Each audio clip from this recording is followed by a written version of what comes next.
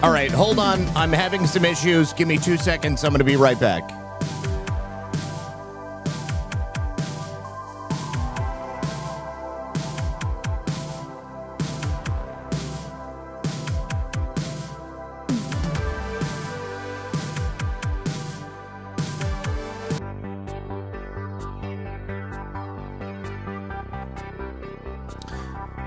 All right. Testing, 1, 2, 3. Looks like I just fixed it. All right, we should be good to go. If everybody out there would just give me a 5x5 and let me know that the glitch is gone, I would appreciate it. I fixed it. God dang. Dadgummit. I'm a freaking stream genius. All right, so we got a lot to talk about. And we are going to do that in just a moment. All right, my friends. Wow, man.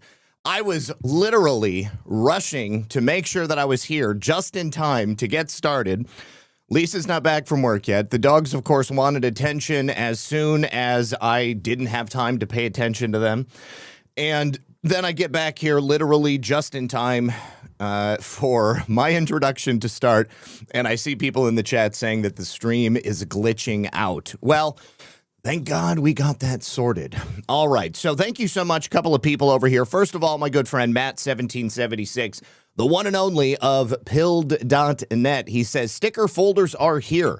Organize your stickers now by creating folders for your stickers. That's great. I'm going to go ahead and check it out as soon as we're done.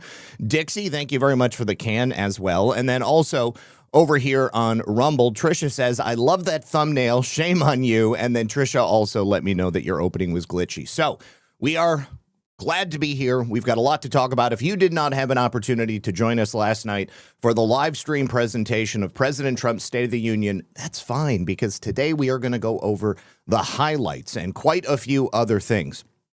But before we do that, guys, I want to thank very much the first sponsor of today's video, and that, my friends, is going to be my good people over there at Brightcore. Now, did you guys know that 1 in 2 people will be diagnosed with cancer in their lifetime? Fully 50% of the population. So you got to ask yourself a question. Why is that? It didn't used to be that way.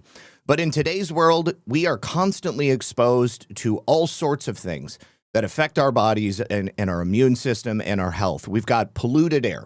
We've got chemical-laced foods, chemical-laced water, toxins literally surrounding us in a cloud every single day. So these things are adding together to create abnormal cell changes within our body. And yet the solution is not just another synthetic drug. No, in fact, it comes from nature. All right, so I want you to take a look at this study right here, because recently they examined the probiotic bacteria found in kimchi and highlighted their cancer preventative potential. What they discovered was that these strains might help support the body's natural defenses at the cellular level, because that's where cancer begins and that's where you want to start. So kimchi supports this process because they've got 70 to 80% of your immune system residing in your gut microbiome. And kimchi has 900 plus probiotic strains that help reinforce that immune network against toxins that are simply beyond your control. You can't stay away from everything. And it goes way beyond that, guys, because kimchi is also known to help reduce inflammation, support detoxification, strengthen your digestion, and, of course, there is the immune-boosting potential.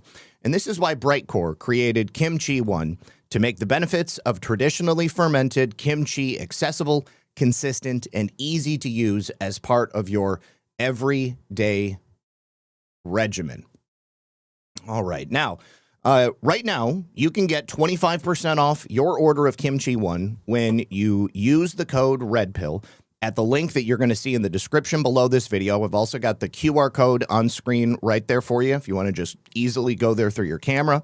But you can also get a better deal, the best deal, frankly, if you call 888-383-5996. You can talk directly to Brightcore.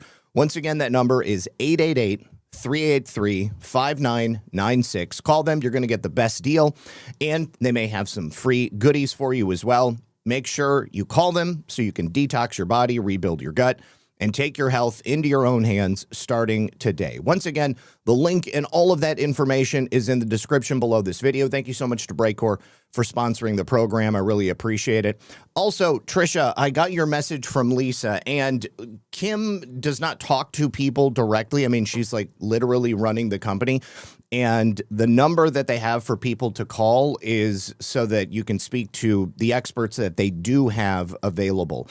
I would say that if there is ever a chance that you're going to get through to Kim directly, it's going to be through that phone call. I honestly, myself, only talk to Kim when it's time for us to do our interviews every month. She's super busy. I know she has a lot going on outside of this.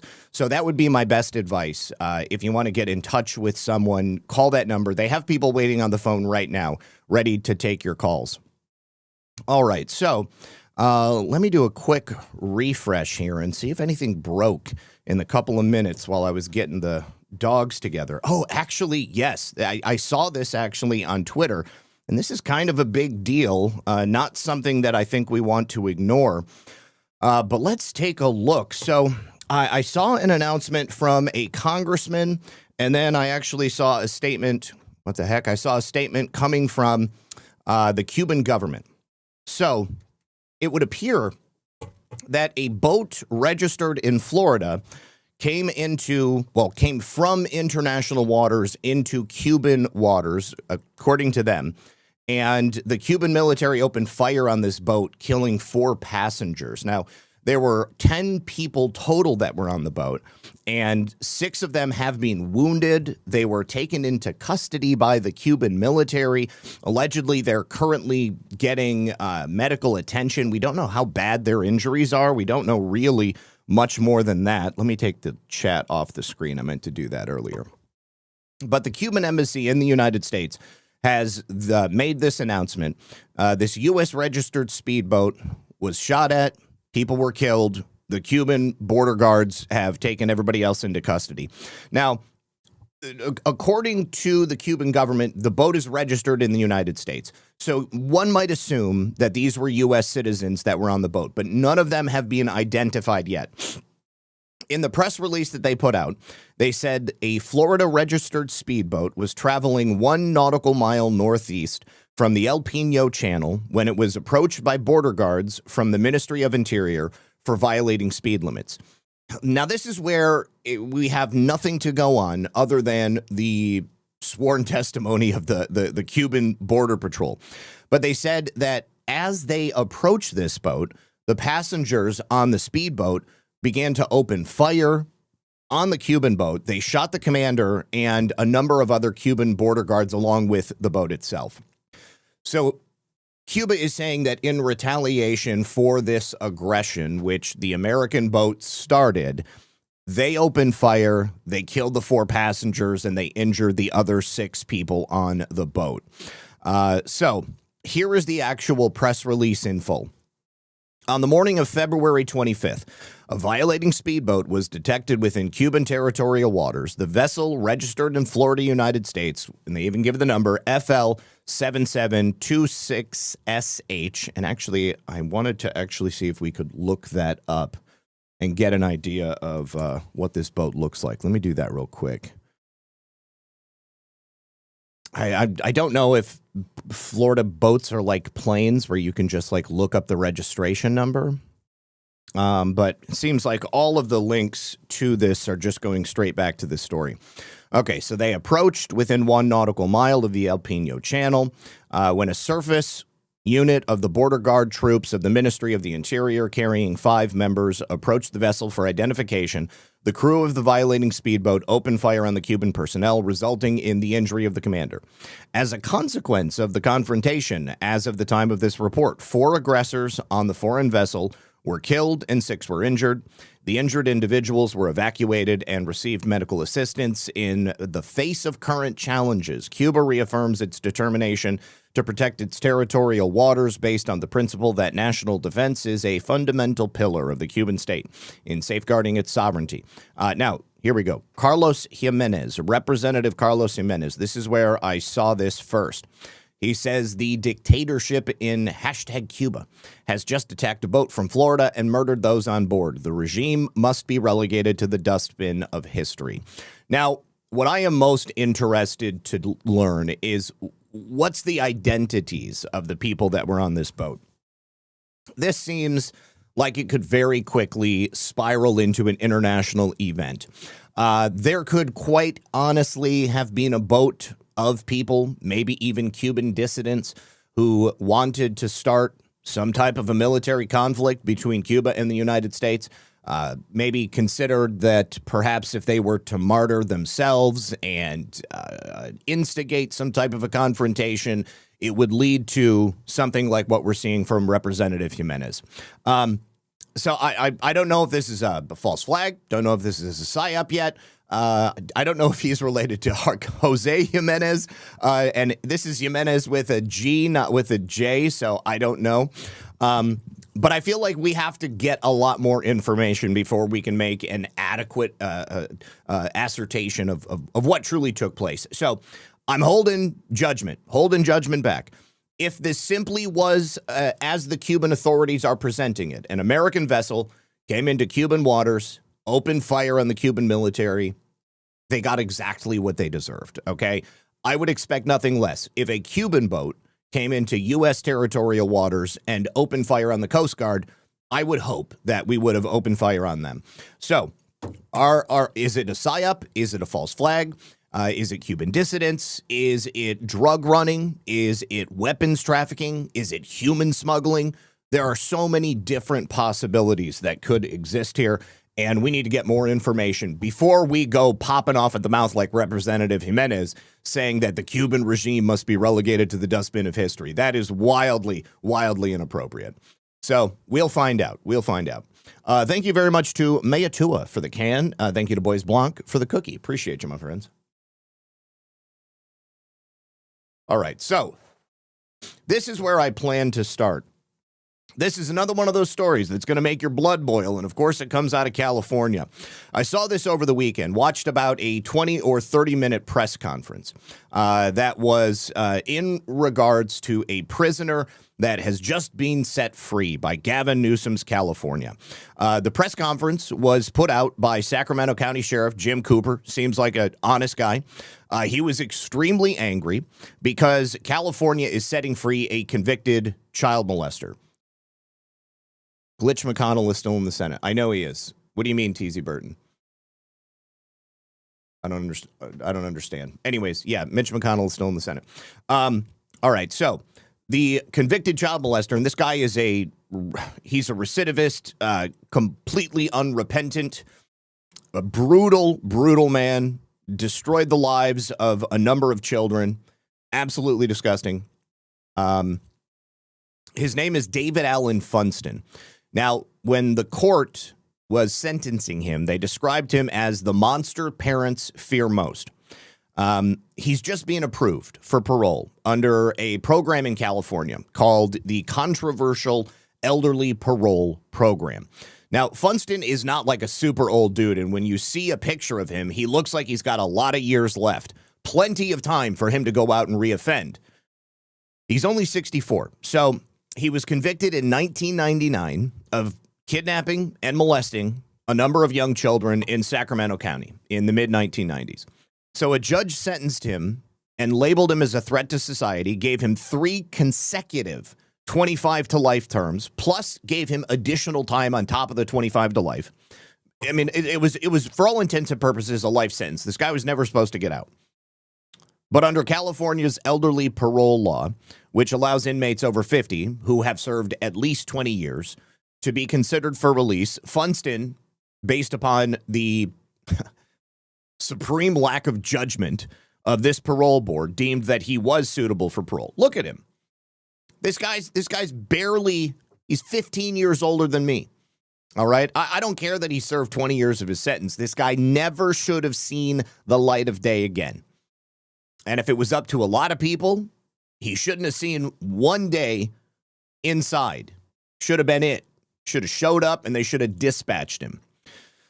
So with the elderly parole program, basically, depending on the sentence for the person that is being considered, they have a hearing. They get brought up. They apply for this thing. The parole board takes a look. They just check to make sure they've had 20 continuous years. They're over the age of 50. And if they are basically meeting these conditions that don't take into account their crime in any way, they can get out. So Sheriff Cooper was very upset, justifiably so. He and his men were part of the investigative team that put this guy away in 1999. And, I don't know if they've got a clip of him talking about it in here, if they just put the full press conference. But I'm just gonna play the. Wow. Can you guys hear that?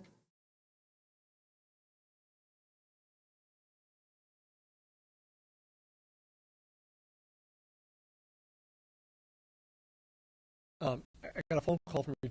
Okay, sweet. Yeah, it's just a 3-minute clip. So he's going to introduce to everybody who this guy is. Okay, good. I'm glad you couldn't hear it. Oh, son of a gun. And hold on, because I changed my setup yesterday, I gotta do this. And there we go. Okay, cool. All right, let's take a listen. Retired Sheriff Sergeant who used to work child abuse back in 1995 about this case. Oh, yeah. Patty Ninefinger says, make wood chippers great again. I couldn't agree with you more. David Allen Funston, he helped investigate it. He was angry because he read he was being released. I had no idea about it, read the LA Times article, saw what they spoken, and got the wheels rolling. So yesterday, they printed out probably thousands of pages of arrest reports on Mr. Funston, the cases he did. And take us back to 1995. He was out preying on children in the Sacramento area. We're talking children as young as 3 to the age of 7, molesting them. One young girl in North Highlands kidnapped her, molested her very viciously, drove her to Placerville, and kicked her out of the car after punching her. Think about that. He was caught eventually through the hard work of the sheriff's office, did a great job investigating it. Thousands of pages of interviews of children. And one thing about these kids, they were resilient. They did an amazing job IDing. Extremely garbled? Really? Hold on.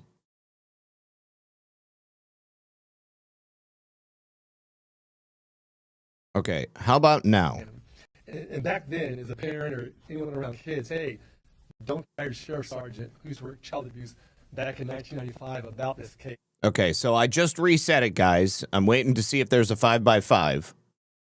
Volume is super low. Okay, it sounds low to me, too. It's still choppy. That's better. Scruffy Von Winkle says it's better. Everybody's saying it's better. Okay, all right. So let me do this. Let me increase the audio on the desktop because this is very, very low audio. Okay? We're going to start this again.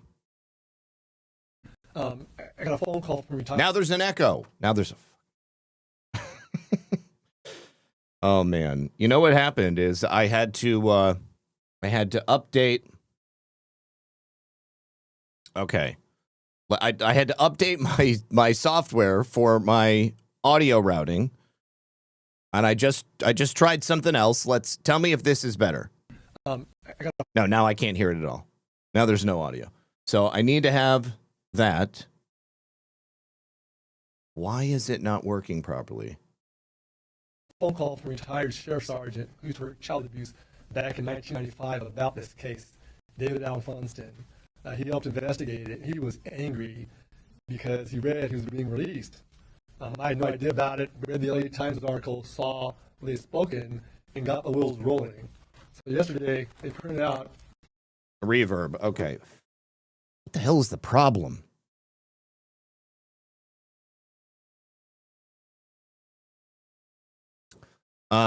Okay, I'm gonna try something else here. Okay, let me turn this off. Let me turn this on. Tell me if this is any better. Probably thousands of pages of arrest reports on Mr. Funson, the cases he did. And take us back to 1995. He was out preying on children in the Sacramento area. We're talking children as young as 3 to the age of 7, molesting them. One young girl in North Highlands kidnapped her, molested her very viciously, drove her to Placerville, and kicked her out of the car after punching her.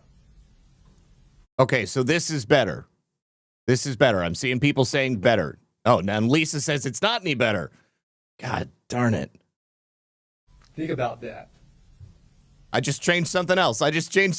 Tell me now.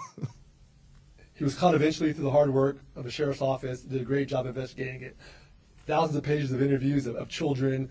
And one thing about these kids, they were resilient. They did an amazing job IDing him. And back then, as a parent or anyone around kids, hey, don't take candy from strangers.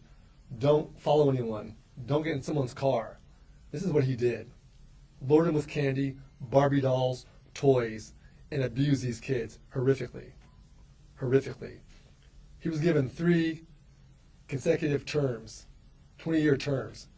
He should have been in prison the rest of his life. Unfortunately, in 2020, a bill was passed. Yeah, the audio is only mono. I can definitely confirm that. It's not stereo. It's very low. I have done, I think, everything I can to make it work. The thing is, it's important that the audio works in general because obviously I've got clips of President Trump from last night. That made folks eligible for parole as early as 50 years of age once they serve 20 years. So he qualifies. He's 64 years old. I'm 62. That is dead wrong. Okay, for the people who are not hearing it, I think that you're probably, you've only got a left speaker channel, and that's why, because this is only coming through the right channel. These children, he ruined their lives. And now he's eligible. And the damage he's done, he stole their childhoods. And my issue is the parole board. I read the reports. They're horrific. You've seen some of the things he did. There's no explanation. You can't explain it away. There are some folks that deserve a second chance in life. Someone that does these type of things, they don't deserve a second chance in life. What are we coming to as a society here in California? That it's okay with this, to let him out. You think about some of the offenders that do the child abuse cases, child molest cases. Typically, they're older males. Now we're seeing a lot of folks in their 20s and 30s. So under the law, and we have folks in their 20s that have pending cases right now, they can be out by the time they're 50, having done 20 years. It doesn't make any sense whatsoever. Someone has to speak up about it, and we've got to change this.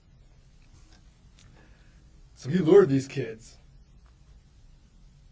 kidnapped the kids, kidnapped 2 sisters. He was convicted of 16 counts of kidnapping, child molestation, with multiple young children. Remember, the youngest victim, 3 years of age. Sentenced over 20 years in prison, as well as 3 additional consecutive sentences. Consecutive, not concurrent, as they follow each other. A judge in Sacramento described him, and I'll say this, as the monster parents fear most. Yet today, the parole board decided he is suitable for release. We can't have this. It's got to change.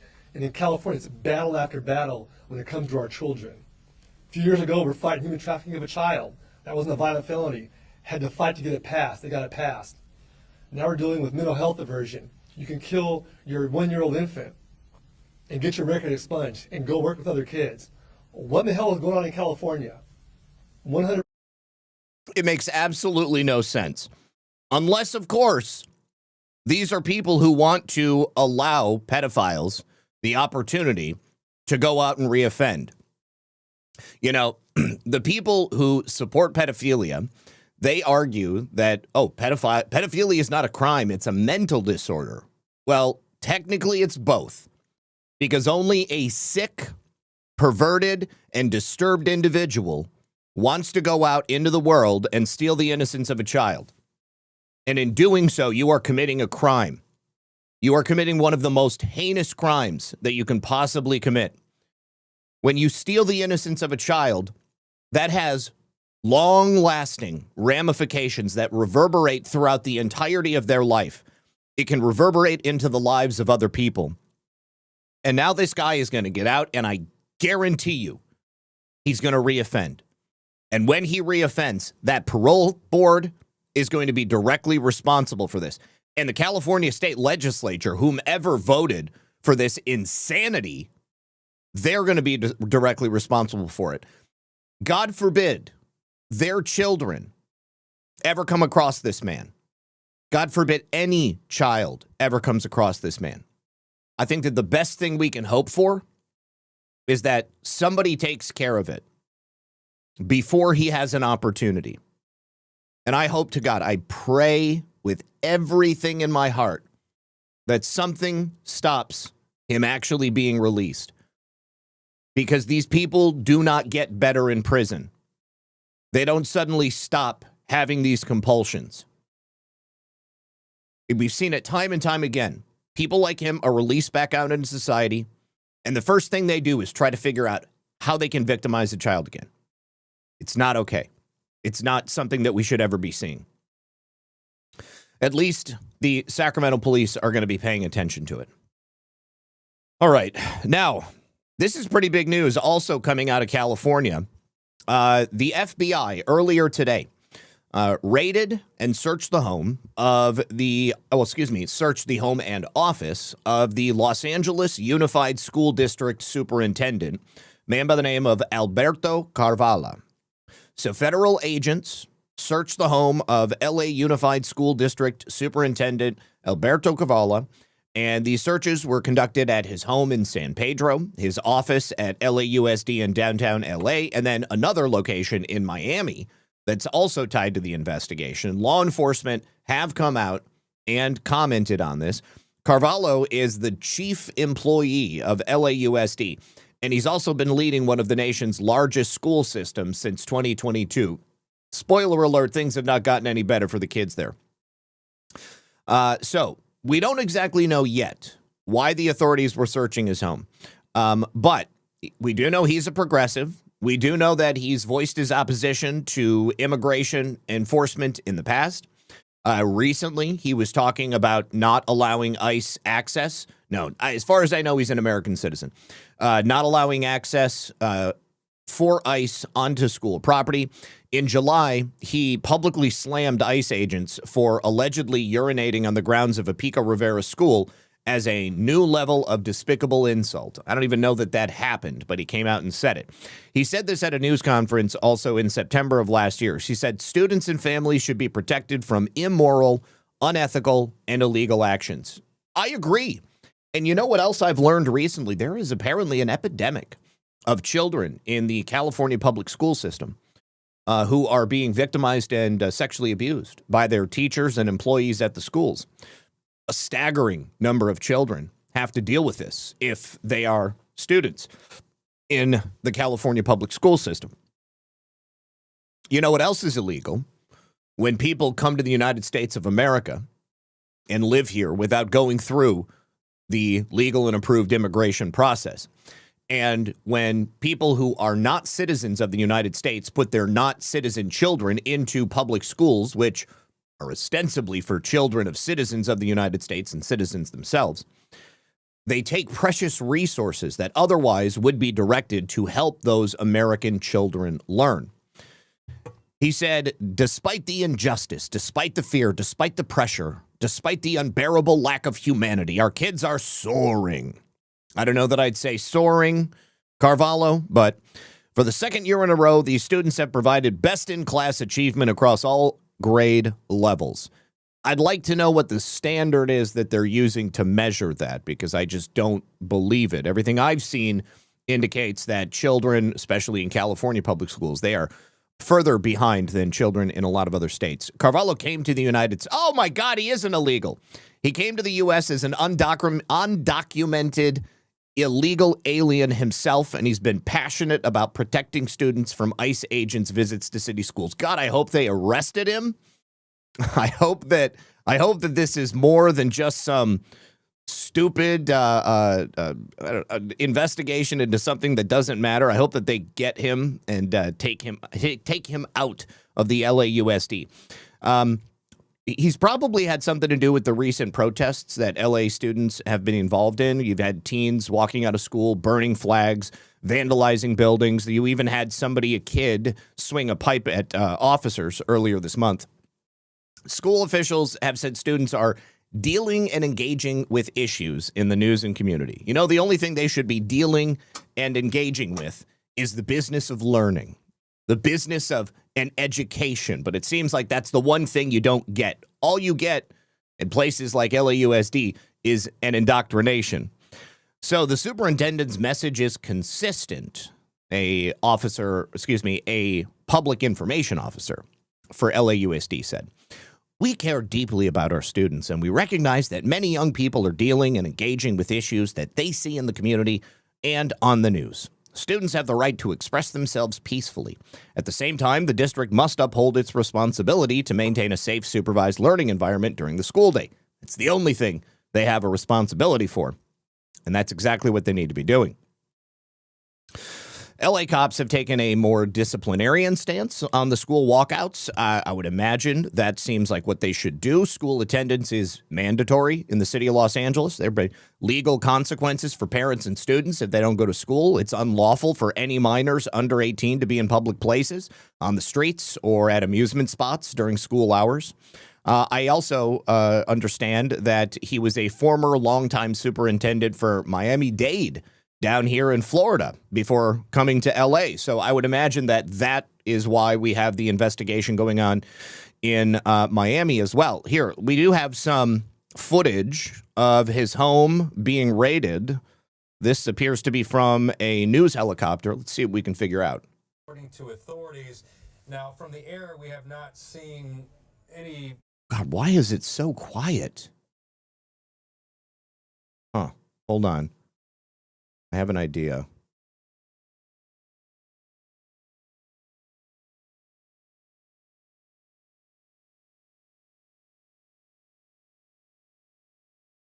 No. Oh, yeah. Let me see.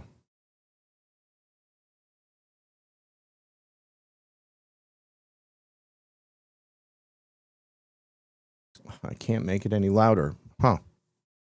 FBI or law enforcement. Good God. There's got to be a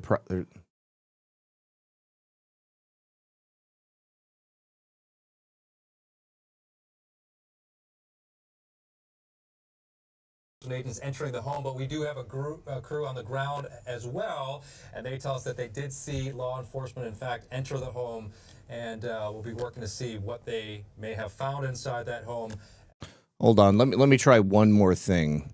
Let me see if I can add. No, let's add some gain filter. Yeah, there we go.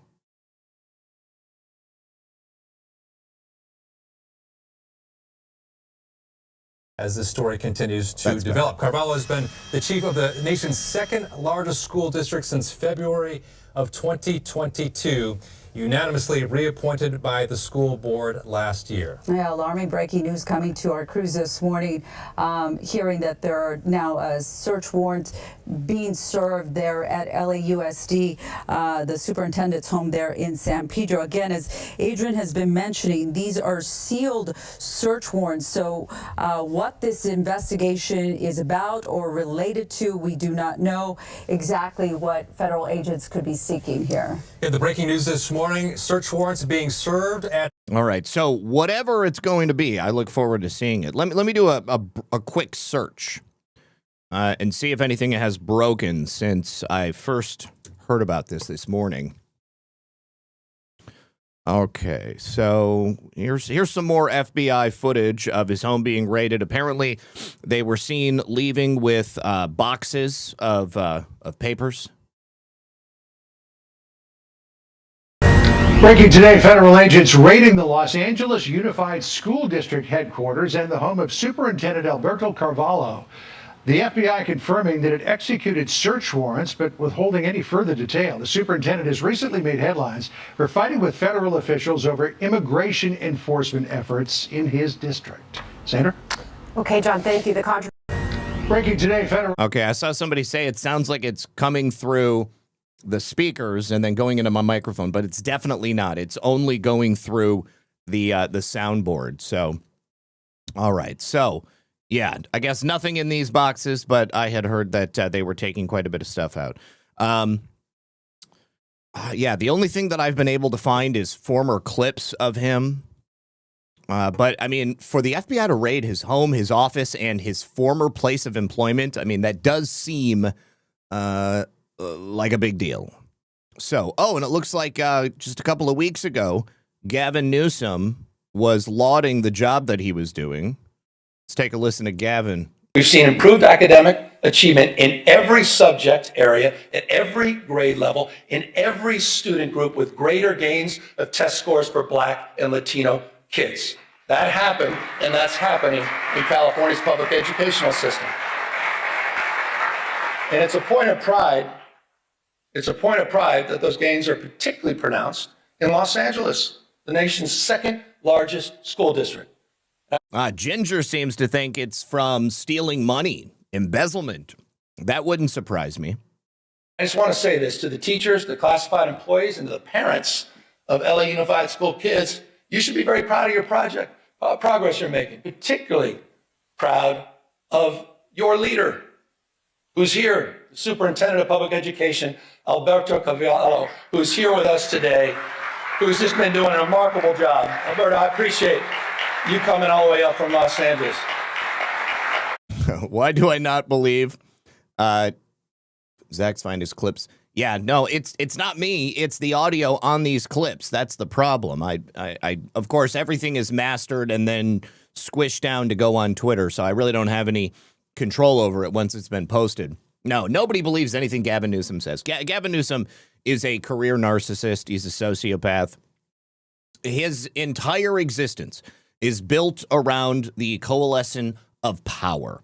Okay, he wants to gather as much power, money, fame as he possibly can. He is a career political prostitute and a terrible person at the end of the day. Okay, now we do have an announcement, a decline coming from the Supreme Court of the United States. There was an ongoing case that had already once been dispatched with, and the plaintiffs had tried to take it to the Supreme Court. This is Poffenbarger versus Mike and Doster versus Mike. These are cases that, at least in part, challenge the COVID-19 jab mandate that was imposed on U.S. service members during Joe Biden's administration under Lloyd Austin and the Secretary of Defense. Yeah, I just closed Gavin Newsom. I didn't want to listen to the whole thing. There was really nothing that was going to be of substance there. So lower courts had already deemed that this case was moot because President Trump had done that executive order last January where he said that we needed to reinstate all members of the military, both active and reserve, who were unfairly discharged for refusing the COVID vaccines and who had requested to be reinstated. Now, a retired Air Force Lieutenant Colonel and JAG officer David Younts had said the Roberts Court is not fond of taking on controversial issues. This case, of course, was controversial. Now, even though the court case itself was moot, the question of religious intolerance, that certainly would be something I would like to see the Supreme Court actually take up because it's unconstitutional.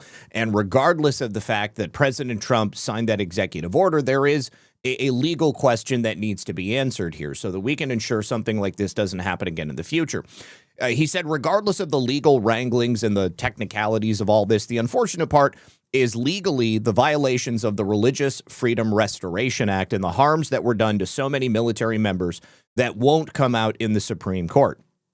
Practically speaking, this would have been a great opportunity for the Supreme Court to hold the Biden administration and the DOD accountable for their intentional violations of the Religious Freedom Restoration Act. So, as you guys are all aware, during the Biden regime, the Pentagon gave blanket denials for religious accommodations to anybody who requested them. President Trump and Pete Hegseth obviously have taken a number of measures to try to right these wrongs, labeling the shot mandate as unlawful as implemented. There's a whole bunch of other questions there. But Younts said that he's thankful the decision not to hear the case does not set any precedent, and it's not a sweeping, broad legal decision. However, it is disappointing that there's now a missed opportunity. If the Supreme Court had taken these cases, if they had looked at the clear violations of the First Amendment and the Religious Freedom Restoration Act, it would have been a great opportunity to recognize that the Biden regime did, particularly pointing to how heinous it was, how intentional it was from the Secretary of Defense Lloyd Austin, and how intentional the denials were. So against the intent of Trump and Hegseth, Younts argued that the court failed to send a clear message to all Pentagon lawyers and bureaucrats who have, up until now, and are still evading accountability. In his opinion, they should not be allowed to escape scrutiny. There are, and people sometimes forget that, you know, it wasn't like Joe Biden and Lloyd Austin just made decisions in a vacuum. There were people who implemented those decisions. And I would have to imagine that there were people within the Department of Defense who probably took great pleasure in implementing those decisions. You know, we've got plenty of people who are in the federal government who have little to no respect for religious freedom or the practicing of religion. And so he continues to be, he says, because there's a reinstatement policy, the court punted and said, now we don't have to act. So this is coming at a time when the reinstatement process has suffered in its execution. It hasn't been perfect. I will be happy to admit that. There is evidence to the fact that not as many service members who should have returned to the military. And it's because a lot of them have a bad taste in their mouth. When it comes to reinstatement, the administrative barriers have put hurdles and burdens in place that are making the process very difficult. For example, he's talked to clients who attempted to return, but they were advised to meet with a recruiter who would then assist them. But then recruiters aren't receiving credit for reinstating service members. It's a task that demands considerable time and paperwork. And this is now on the recruiters. Since this drawn-out process doesn't contribute to meeting their quotas, Younts is questioning whether or not they're even focusing on these cases or if they're just trying to bring in fresh blood. He's got another client who requires an age waiver, but neither the president nor the war secretary ever mentioned the necessities for age waivers. Was that their intent? This isn't an initial commitment, it's a reinstatement. But once again, that's another client that's going to have to go through this long process of going to the Board of Corrections to try to get this fixed. And this is exactly where Pentagon lawyers and bureaucrats are failing service members in their efforts to return. We've got reports indicating between 8,400 and 8,600 service members were discharged for refusing the jab. These individuals are often referred to as involuntarily separated, but what about the possible tens of thousands of others who decided to leave on their own accord because of their personal fears or worries regarding the jab? The people who instead said, you know what, I'm not even going to give you the opportunity to kick me out. I'm going to walk away right now because I don't want to find myself in a position where you're holding me down and jabbing me in the arm. Now, when you consider both categories, note the reporting from Military Times. They stated that from early 2023 to June of 2025, 126 service members who had refused to receive the shot had returned to service. That is a paltry amount considering the sort of attention that President Trump and the Department of War have put on making sure these people come back. Some of these people have perceived the speed at which these injustices are being addressed as a sham or perhaps a deliberate delay. I don't look at it that way. I think that President Trump and Hegseth have been pretty clear. They want this to happen. But what always happens in bureaucracies, unfortunately, when you have large organizations with a bunch of moving parts, things get lost. People focus on things that maybe they think are more important. I think that it would probably be a great idea if they were to create, at least temporarily, a position or a department within the Department of War that specifically worked on this one problem. so that if there are people who are not getting the respect they deserve, if there's people who are not having the attention paid to them that they need, we could have, JAGs specifically set up to deal with the legal intricacies, such as the people who might need an age waiver to come back and be reinstated. There's a lot of people who served our country with distinction and honor, and they were forced out of the military, whether it was on their own accord or it was because somebody came in and told them, you have to go because you're not willing to get this unnecessary medical intervention. But every single one of them who wants to come back, it should be a painless process. It should be something that, boom, you just walk right in, you get it done. And, F your quotas. I'm sorry, man. But help your brother out, right? There's got to be some way to make sure that people are able to come back and they don't feel like they're being shuffled along because they're not going to put money in somebody's pocket. So, they say that President Trump and the Secretary of War should redouble their efforts, ensure that we have the right people in place so these roadblocks caused by the administrative hurdles of this bureaucracy are not consistent with their intent, and people end up getting removed or just end up not coming back at all. So I salute anybody out there who has served, anybody who felt that they needed to leave or who were kicked out as a result of this. I got a couple of friends who did this. And, at the point that it was made right, many of these guys had already moved on with their lives. They weren't in a position to go back in. Maybe they're not in the same shape they were when they left. Maybe their families have moved. Maybe they've already gotten a new career. But, life doesn't stop because of a situation like this. You got to keep moving. And especially if you got a family, you've got to be able to take care of them. All right. And so, some people were not in a position to wait around and see what was going to happen. In fact, most of them were not in a position. Whatever we can do to take care of these guys, I wish that somebody would talk to Hegseth, because I think Hegseth would understand. We just let them know that we need to get these people back in there if they want to be there. All right. Now, I also need to take back everything I said about Haley Robson yesterday, because new information has come across my desk. Before I do that, I do have one special message from our friends over here on Rumble. I told you guys about this the other day, but I'm going to tell you again. I just recently had the opportunity to switch over to the Proper toothbrush. It's pretty cool. It's one of those things that just makes a lot of sense once you hear about it. So I want you to picture this for me, if you will, for a second. Think about the brush that you're using on your teeth right now. More than likely, they're all the same pretty much, but it's probably packed with a bunch of abrasive nylon bristles. So ask yourself, would you ever wash your car with a hard-wired nylon bristle brush? The answer is probably no. You're going to mess up that clear coat. You're going to mess up the paint. It'll destroy it. You got to be gentle with it. So then the question is, why on earth are you doing that to your teeth and to your gums twice a day? We're essentially using these toothbrushes to grind down the enamel on our teeth. We're wrecking our gums. This is outdated tech. They basically haven't created a better toothbrush in so long, many, many years, but actually Proper did away with the sandpaper approach. They have invented a better toothbrush. Instead of nylon, they use engineered TPE scrubbers. They actually flex and they give under pressure. So you're not just poking around at the plaque. They actually scrub it away with a smooth, controlled motion that's actually gentle on your mouth and isn't going to destroy your teeth. It's about working smarter, not harder. Now, on top of the tech, there's this other principle. Proper is made right here in the United States of America. You're not going to find any cheap overseas imports, no giant faceless corporations cutting corners so they can save a nickel. It's a solid build for people who value quality and American manufacturing. And I don't know that any toothbrush I've ever used in my life up until this point was made in America. But if you're tired of the big corporate way of doing things and you want a brush that actually protects your health, hit the link below. Check out Proper Dental. You can also use that code that you see on screen, the QR code right there. When you go there, use the code RUMBLE15 at checkout and save 15% off your first order with Proper Dental. And thank you very much to them for supporting the show. I really do appreciate it, guys. And that is definitely one of those things that I'm using every day. Very happy with it. All right. So Will to Push Forward says, RP, 1000%. We are tired of hearing Newsom's voice. No worries. Right now, I wouldn't trust the Supreme Court opinions on religious freedoms. Their rulings are based more on political status quo. I think you are correct.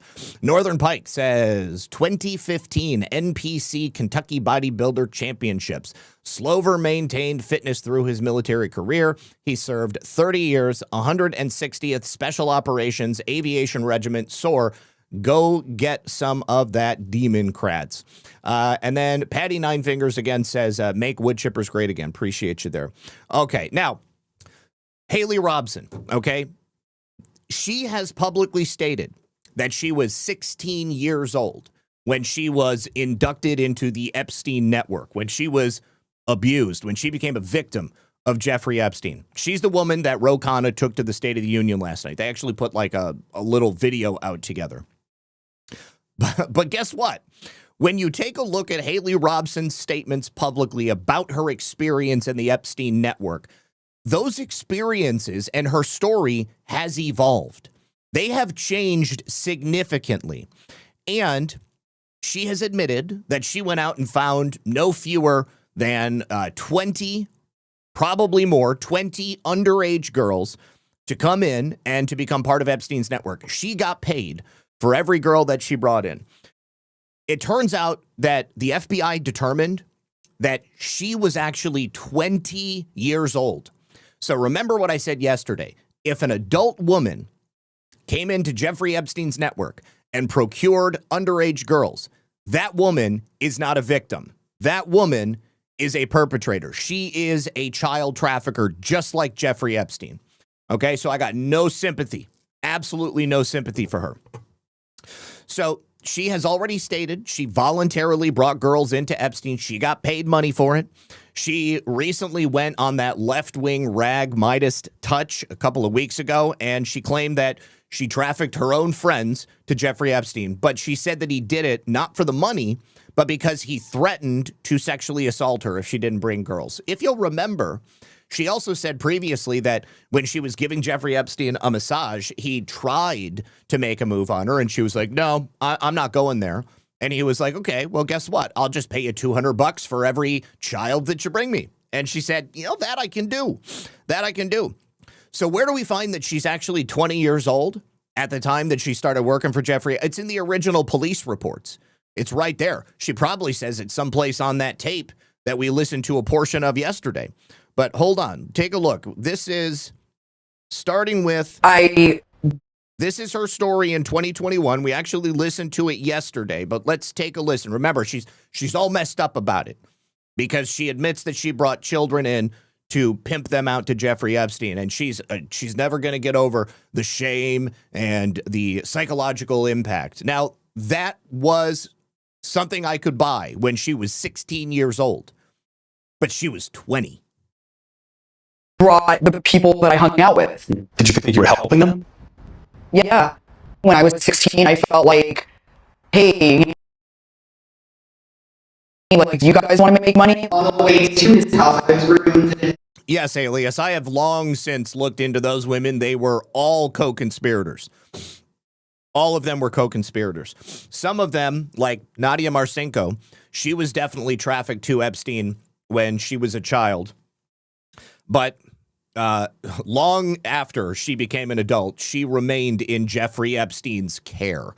Okay, so now in 2024, let me just back it up a little bit. In 2024, earlier, she made this statement. I was 16, I felt like, hey.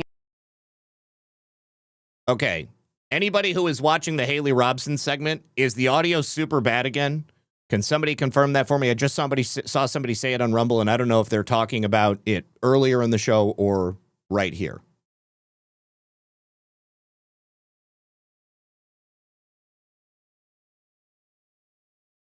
Echo is back. Sounds like a cave. God dang it.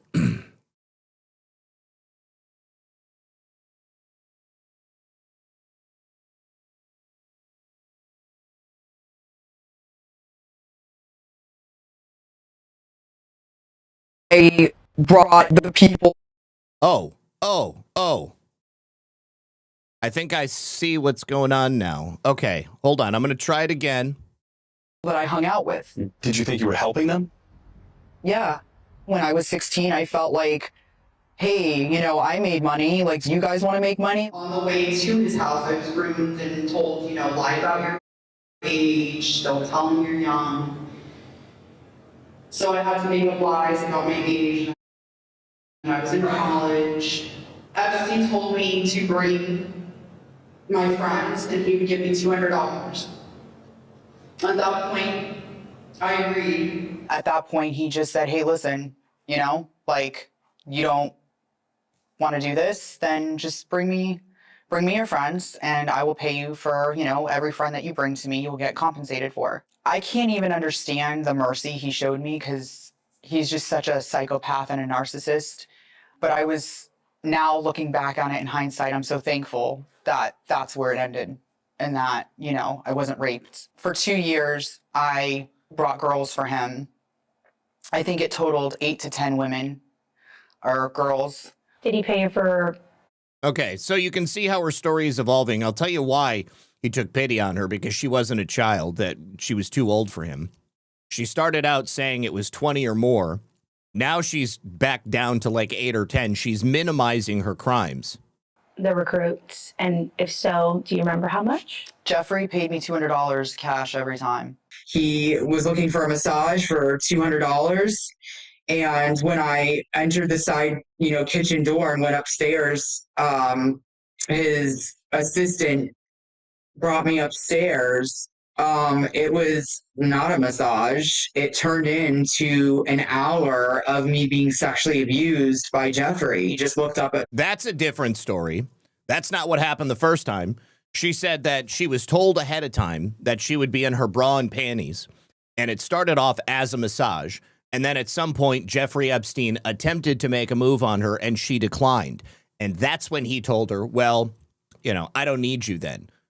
Or you can bring me children, and I'll give you $200 a pop. And he said, listen, you're going to bring me a friend to come over and massage me, or I'm going to sexually assault you. And at that point, I had already been raped. I was terrified. And that's another change. She said previously that he never sexually assaulted her. Never. Now she's actually being raped. Okay.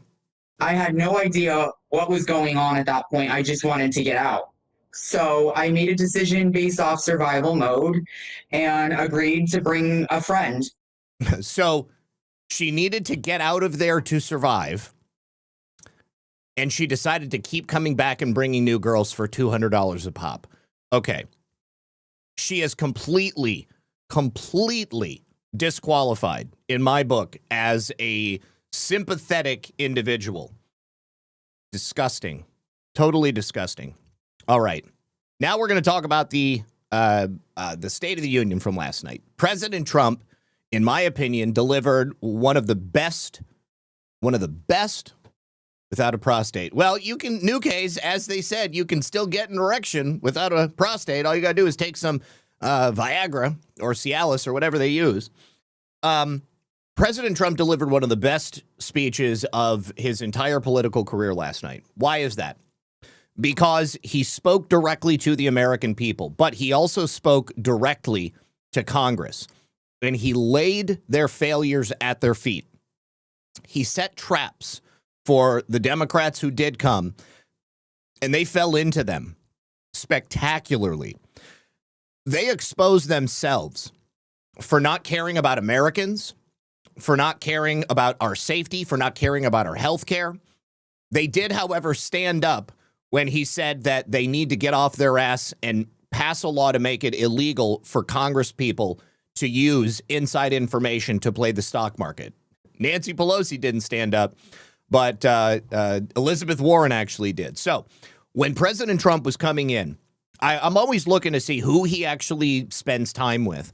And when he passed the Supreme Court justices, he gave Amy Coney Barrett the cold shoulder. Now, he did shake her hand, but he didn't spend any time with her, and it was very dismissive. So normally, when President Trump likes you, when he wants to, shower you with his presence, he's going to do that. And he does that with Kavanaugh. Take a look here. Oh, you know what? We're going to have to. The best commercial of the year. This is. Let me get past this.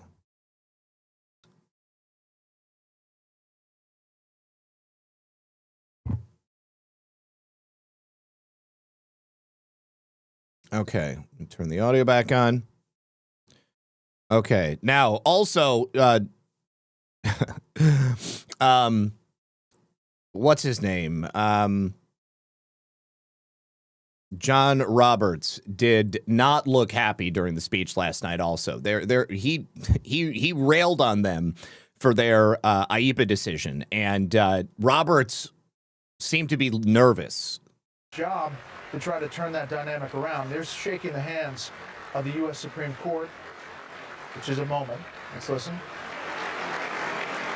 Doesn't even look at her. Doesn't even look at her. He gave Kavanaugh not only a handshake, but he spoke to him. Looks like he shook Amy Coney Barrett's hand without even turning his face towards her. And she definitely, look at her face. She's like, oh yeah, that's what you call the cold shoulder. Yeah, right here he shakes her hand.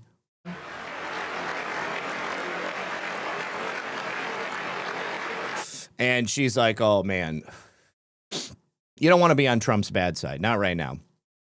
So another thing that President Trump did, he brought out a slew of American royalty, heroes of the American population, war heroes. He brought the American hockey team.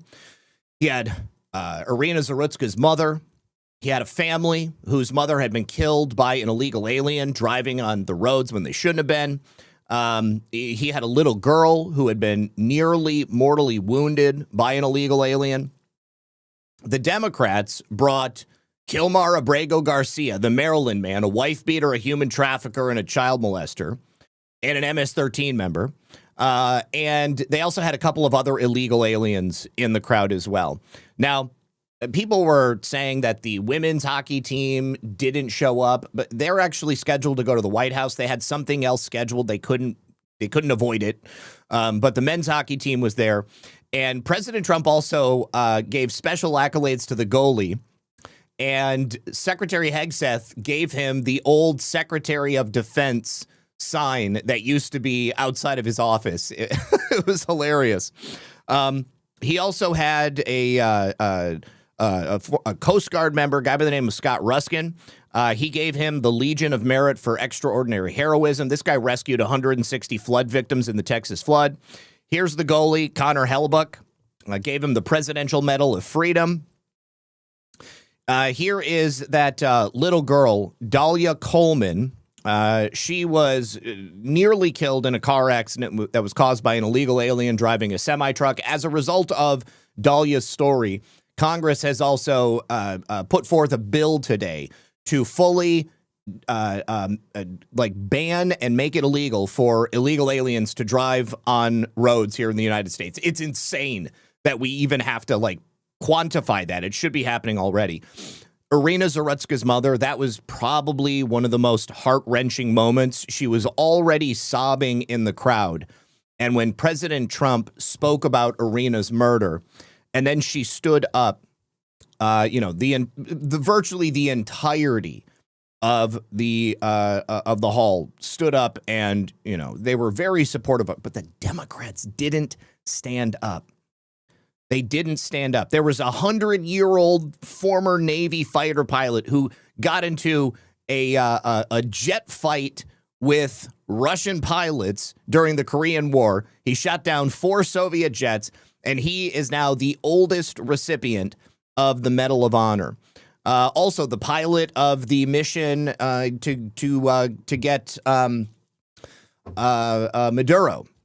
He, I guess, had a harrowing experience. He was shot in the legs. His legs were basically pieces of meat, and he continued to fly the helicopter. He got the Medal of Freedom as well. And they brought Kilmar Abrego Garcia. Absolutely insane. I don't know what their thought process is. It's quite literally anything that is against whatever President Trump is going for. And as such, let me just say this. of the people who watched the speech last night, like 65% favor the direction the country is going, what President Trump had to say. I would imagine throughout the country, it's probably even more than that. He also announced that he is now officially creating this special office. We talked about this before. It was announced, but President Trump reinforced it. J.D. Vance is going to be the new fraud czar, and they're going to be going in at a granular level and looking at the fraud taking place in like California, Ohio, Maine, Massachusetts, Minnesota, and he's going to be leading that. And they're going to be working with Scott Bessent at the Treasury so that, hold on, does somebody have a problem?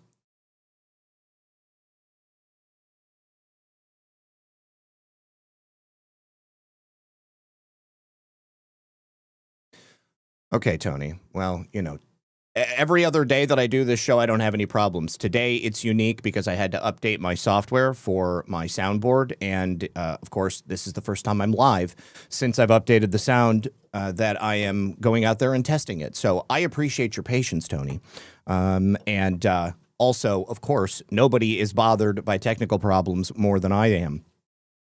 All right, so continuing, President Trump made special note to highlight the Somali fraud taking place in Minnesota. Of course, Representative Ilhan Omar took special offense to that.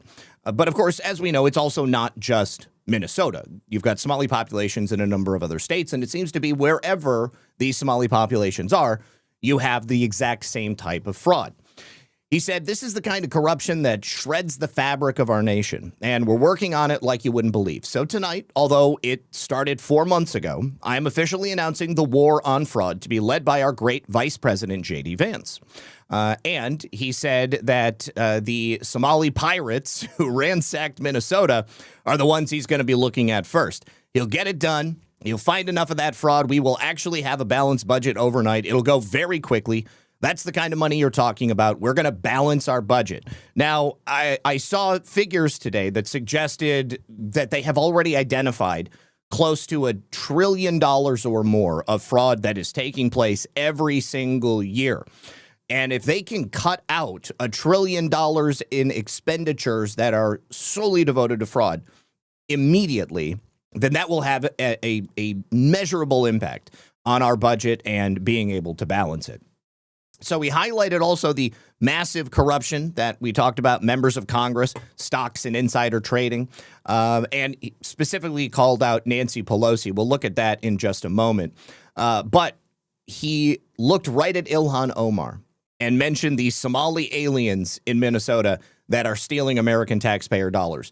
Members of the Somali community have pillaged an estimated $19 billion from the American taxpayer, he said, claiming that the real number is actually much higher and that the fraud is even worse in places like California, Massachusetts, and Maine. And we really don't have quantifiable numbers in those states yet. But with J.D. Vance's brand new war on fraud department or, czar office, however you want to frame it, we should know about that very soon. Let's go ahead and take a look at the clip. And of course, I just need to get past this commercial.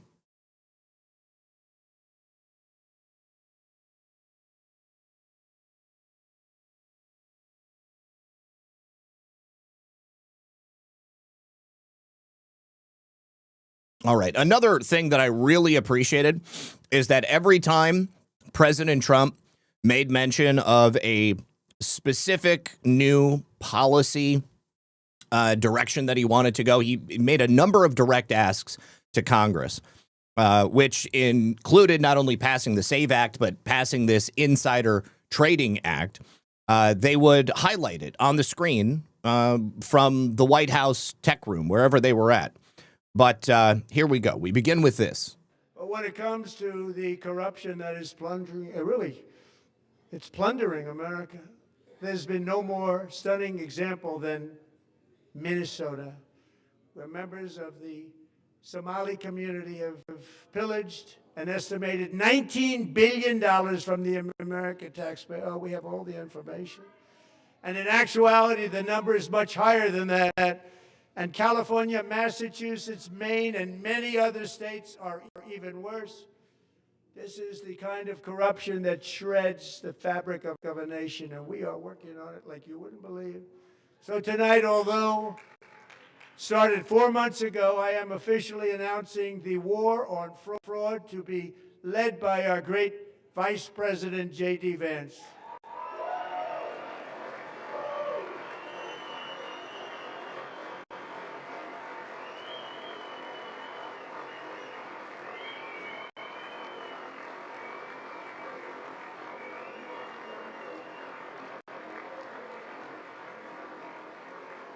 He'll get it done. Find enough of that fraud, we will actually have a balanced budget overnight. It'll go very quickly. That's the kind of money you're talking about. We'll balance our budget. The Somali pirates who ransacked Minnesota remind us that there are large parts of the world. And just for anybody who's wondering, the audio issues you're hearing now are on the audio feed from the White House. Lawlessness are the norm, not the exception. Importing these cultures through unrestricted immigration and open borders brings those problems right here to the USA. And it is the American people who pay the price in higher medical bills, car insurance rates, rent, taxes, and perhaps most importantly, crime. We will take care of this problem. We're going to take care of this problem. We are not playing games. Delilah.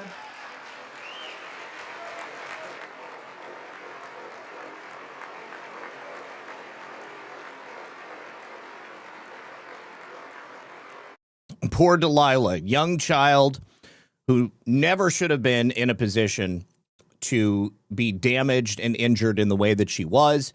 That was a problem that could have been headed off at the pass before it ever began, but these various states allowed illegal aliens to get driver's licenses to become long-haul truckers, and every single one of these people exponentially sped up the rate of death on American roads. Now, here is a comprehensive list from Caroline Levitt about all of the policy announcements that President Trump made during the State of the Union. First of all, he announces the great health care plan, urges Congress to pass it immediately. This is something we've talked about before. Stopping all payments to big insurance companies, instead giving that money directly to the American people so that we can buy our own health care. That would be obviously a lot better. It would immediately lower the cost of health care because there would be no more free money coming in from the government guaranteed to go to those insurance companies or to go to the healthcare providers that they practically own. And it would include a maximum price transparency, so everybody would know everything that you're paying. Now, I saw something earlier today that was fairly simple, and it's something that each and every one of us can do, because I know that many of us here in the chat have found ourselves in a pinch at one time or another. You end up having to go to the hospital, unforeseen circumstances, and then you get home and you get a bill, and it's like $15,000. It's just one number. Well, you can call the hospital and you can demand politely an itemized list of charges. And then once you get that itemized list of charges, they're likely going to reduce the cost before they send it back to you. Because oftentimes they're double billing for things because they're expecting to get paid by an insurance company, or they're expecting that you're just going to go ahead and pay it right out the bat. There's also every single public hospital has an economic burden that they can account for. So if you make, I believe, between, under $60,000, they will account for you as part of this group, and they will automatically lower things. So long story short, you can get out of paying a bill that is completely insane and bring it down to a much more manageable level. Oftentimes pennies on the dollar. So if I ever end up in the hospital again, that's something that I'm going to be doing. All right. He also announced and spoke about the most favored nation agreements. These are the agreements to ensure that every single American is going to be paying the least amount for any prescription drugs that they must take. This is something that was implemented previously.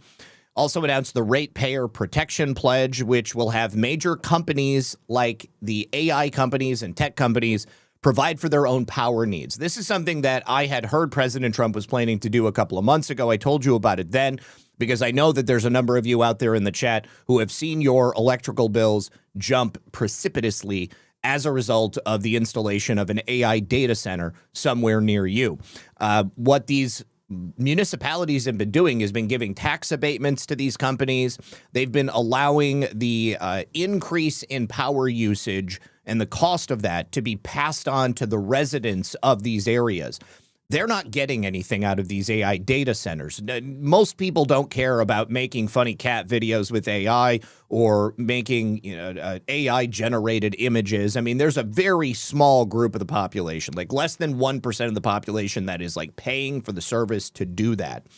It's mostly large corporations that are benefiting from the installation of these AI data centers. And President Trump had said many months ago that he doesn't want a single American to have to pay more for their power needs every single month when they're not the ones who are using the power. So the largest AI corporations and tech corporations that are installing these centers are meeting President Trump at the White House. He is signing this declaration, and each and every one of them is going to be required to install their own power generation facilities on site with these AI data centers. There's no specifications on what type of power it's going to be, but President Trump did say that when they install these power generating facilities, any excess is going to get pushed back out into the grid. So it actually has the potential to lower your electrical bills. Now, the question that I have is whether or not the power companies, like I got FPL down here, are they going to recognize that power is actually cheaper, and are they going to be willing to pass that savings on to the American people? They need to. They must. Okay? And if they don't, then there's obviously going to be hell to pay. President Trump also, many months ago, had talked about effectively banning companies like BlackRock and Blackstreet and Vanguard, large Wall Street investment firms, from buying up single-family homes because, as he's said on a number of occasions, homes are for people, not for corporations. He brought a woman there last night who had for years been attempting recently to buy a home. She went through the process 20 different times, putting in cash offers, coming in with full financing, everything that she could possibly do. And every single time she got the house scooped out from underneath her by one of these major Wall Street brokerage firms, because they don't care about the inspections. They will pay more money because they know they're going to rent it out, then they're going to make a profit. And so this is something that we've obviously got to put an end to. He also talked about a new retirement savings plan, giving forgotten American workers access to the exact same retirement plan that is offered to every federal worker. This is the, I think it's like the short thrift savings plan or something like that. But essentially, they will have a government-managed 401k account that people like me and Lisa can buy into, because I don't have a retirement account. I don't work for a company that offers a 401k. But when you sign up for one of these accounts, it'll be invested, and the government will match at a minimum up to $1,000 each year. And the money that they will spend to fund that is going to ultimately reduce the amount of money that they spend in the future, because then you won't have people who become elderly and then need to rely on the entitlement plans like Medicaid or food stamps or Section 8 assistance, those sorts of things. Now, the cool thing about this is $1,000 is the floor. Congress is going to have to create legislation to give people like us access to this. And it can be more. I mean, they could say that the government will match up to $5,000 a year or something like that. But that's such a wonderful thing. I mean, I've been thinking a lot in recent years because I had a retirement plan. It was all of my crypto that got stolen by Alex Mashinsky at Celsius. And because I don't have that anymore, I don't know what I'm going to do in 20 years. I mean, I don't want to get into a position where I'm going to be out on my ass and I'm not going to be able to take care of myself. But until President Trump announced this, I mean, there was a real distinct possibility that my life would be very different than what I thought it was going to be when I was a kid. He's also, of course, spoken about the insider trading. He wants to make sure that nobody in Congress can use their inside information to corruptly profit from trading stocks. This has got to be more than just the members of Congress themselves. It's got to be the members of Congress, the spouses of Congress. Well, I got gold and silver too, but I'm not going to have enough gold and silver to retire on. I had enough crypto to retire on. So yes, this has got to be comprehensive, and it's got to be for people in the family of congressmen. And it's also, there's a loophole right now. They're not allowed to technically insider trade, but obviously there's a way that they do it. We've got to close all of those loopholes. Of course, we got the fraud department with J.D. Vance, Delilah's law that I just mentioned, barring the granting of commercial driver's licenses to illegal aliens. And most importantly, as President Trump said, is passing the SAVE Act so that we can stop illegal aliens and anybody else who's not allowed to from voting in our elections. We got to have everybody showing an ID. We got to have proof of citizenship so you can register to vote. We can't have mail-in ballots except for people who are like permanently disabled, if you're super ill, if you're military, if you're going to be traveling on election day. That's the only reason that people should be able to use mail-in ballots. But as I told you yesterday, probably the big problem is Mitch McConnell's committee, because that's where this is stalled out right now. And then, of course, we've got the issue of the filibuster. Well, President Trump looked right at John Thune last night and told him that this needs to pass. So John Thune came out this morning and said that he is now going to force a vote on the Save America Act. And this will require Democrats to argue about why they want illegal aliens to vote, or why it is why it's acceptable to not have to prove your identity, or why it's acceptable to not prove that you're an American citizen. So here's a brief clip of John Thune talking about this morning. And if so, when? Well, we will. We'll put the Democrats on the record. And it's a stark contrast, Aisha. The Democrats, even in the chamber last night, having to sit there and try and defend allowing non-citizens to vote in American elections. That is a losing proposition for them. So we will get a vote on it. We are right now in the middle of a government shutdown, so we've got to try and get the government opened up first. But in due time, we will get that up on the floor. We will have a vote on it. We will make sure that the Democrats are on the record. It is a stark contrast between Republicans and Democrats about how they want to handle elections in this country. And this is going to put them, I think, in a very difficult position. It's an issue, if I were running as a Democrat in the midterm elections in November, I wouldn't want to have to defend. Well, the only question is when, John. When? All right, we need to get this done. Needs to happen. It's not the only thing that's going to save our elections, but it's certainly going to be one of the things that goes towards it. Okay, so let me say thank you to Northern Pike. He says the vote for the DNR to import the southern border to clean up New York City and visit the mayor and eat those prayer rugs. Mokanon says, hear me out, and I'm actually completely on board with this. What if we auctioned off all illegal aliens' property once deported, if owned, but only allowed for first-time homebuyers the ability to bid on it? I think that would be great. There should definitely be some specific program for first-time homebuyers. You think about this. You've got homes that were purchased by illegal aliens that are, they've paid on that house for 10 years or more. What if those houses, once abandoned, were sold off to first-time homebuyers at the current amount that is owed, so that the bank isn't double dipping and taking that home back through repossession and then selling it at the current market rate? I think that would make sense too. And then Northern Pike says, Zach, put this towards the rooster stacker and get one more. All right, buddy. Thank you very much. Appreciate you.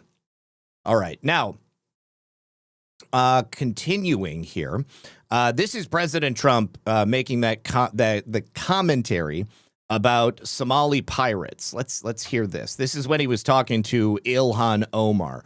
Now, Ilhan Omar also, she was one of the people who did show up. There were like 55 Congress people who did not show up. We'll talk about what they did in a few minutes. But Ilhan Omar showed up. She was told to be on her best behavior. Instead of being on her best behavior, she like she basically acted like a 5-year-old child. She was a total brat. She was yelling and screaming at President Trump the entire time. But when he called out the Somali pirates, she was very, very upset. The Somali pirates who ransacked Minnesota remind us that there are large parts of the world where bribery, corruption, and lawlessness are the norm, not the exception. Importing these cultures through unrestricted immigration and open borders brings those problems right here to the USA, and it is the American people who pay the price in higher medical bills, car insurance rates, rent, taxes, and perhaps most importantly, crime. We will take care of this problem. We're going to take care of this problem. We are not playing games. You know, it's like I've always said, when you import third world peoples, you get third world problems. You got a whole group of people who don't know how to use an American toilet. They're just used to taking a crap on the street. They're going to continue to take a crap on the street if that's what they did back home. Now, this is President Trump announcing that retirement plan that I talked about just a moment ago. Since I took office, the typical 401k balance is up by at least $30,000. That's a lot of money. We have millions and millions of people, because the stock market has done so well, setting all those records. Your 401ks are way up. Yet half of all of working Americans still do not have access to a retirement plan with matching contributions from an employer. To remedy this gross disparity, I'm announcing that next year my administration will give these oft-forgotten American workers, great people, the people that built our country, access to the same type of retirement plan offered to every federal worker. We will match. Did you see her eyebrows? She was like, this is one of those things that you really can't argue against.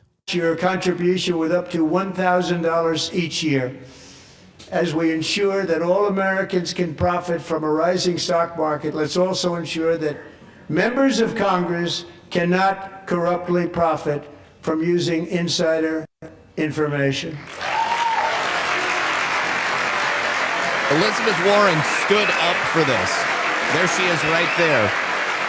But just about everybody stood up for it. She's like, I can't believe I'm doing this. He's looking right at her. They stood up for that. I can't believe it. I can't believe it. Did Nancy Pelosi stand up if she's here? Doubt it. Doubt it. Pass the Stop Insider Trading Act without delay. Blumenthal doesn't stand up for that one. Neither does CIA Slotkin.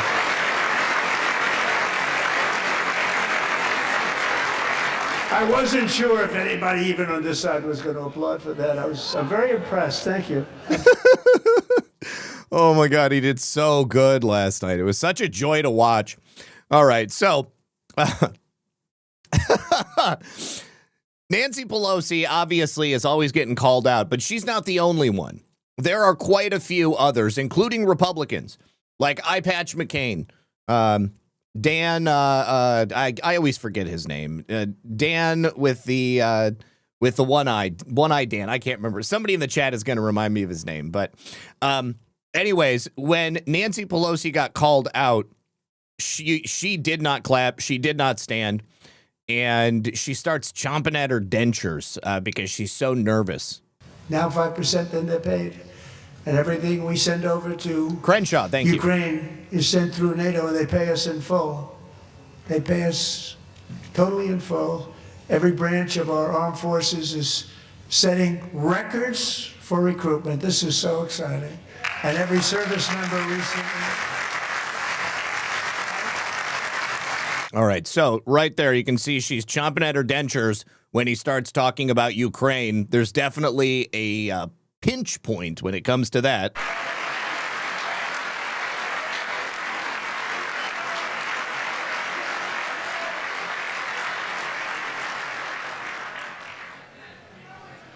They stood up for that. I can't believe it. I can't believe it. Did Nancy Pelosi stand up if she's here? pass the Stop Insider Trading Act without delay. Okay, see, I thought that this clip showed them going directly to Nancy Pelosi, but unfortunately they didn't. Now, Nancy Pelosi was asked about it this morning, though. She appeared on CNN, and she was not prepared to answer questions about this. She kind of started prattling on. Take a listen. There was one moment, Madam Speaker, where he called you out specifically around, of course, congressional stock trading. What do you say back to him? I say back to him, as that's what members said, look at your own self. The inference he wants to draw is there was something wrong with that, which there wasn't. And if there was, people get prosecuted for it. For a long time now, we've been trying to pass this law. It doesn't have, now it has more support than it had before. And Elizabeth Warren stood up and applauded. Elizabeth Warren stood and applauded tonight when the president talked about it. Well, we all did. I did too. You said, did Nancy stand up? Yeah, I did too. A lot of people stood up. A lot of Democrats stood up. I think that will pass, depending on what the bill is. I mean, what we had, we thought we could pass. It was actually a tougher bill than Governor Spanberger had put forth. We thought it could pass, but it was clear that it wasn't going to make it to the House and the Senate. But in any event, he gives his shout out. I don't pay any attention to him. What I'm concerned about is our democracy, which he is destroying. Our democracy. That's what they always fall back on. Donald Trump is so destructive to democracy. Yeah, Nancy Pelosi was not prepared to answer that question. She knows that she is guilty of using her information as a member of Congress, sitting on her committees, to buy stocks, to profit off of that. That's why people who buy stocks and follow the Nancy Pelosi method, they have portfolios that are outperforming just your average blue chip brokerage firms. There are a number of them. I actually, on Coinbase, there's let me show you this. If you go to Coinbase, you can sign up to buy stocks. And because I've got Coinbase One, because I got a Coinbase credit card, because anybody else, this is something I'm kind of counting on. When you use the Coinbase credit card, you get a percentage back in Bitcoin deposited into your crypto account. And, so I just everything that I have to buy every month for the house, I use my Coinbase card. And so I get crypto deposited into my account. Now, if you go to the trading section, oh, you know what? I'm sorry. It's not Coinbase. It's crypto.com. That's what it is. Crypto.com. You go to crypto.com and the stock portion of their app, and they have something called mirror trades. Pick a whale, and you can basically mirror the trades of people like Nancy Pelosi, etc.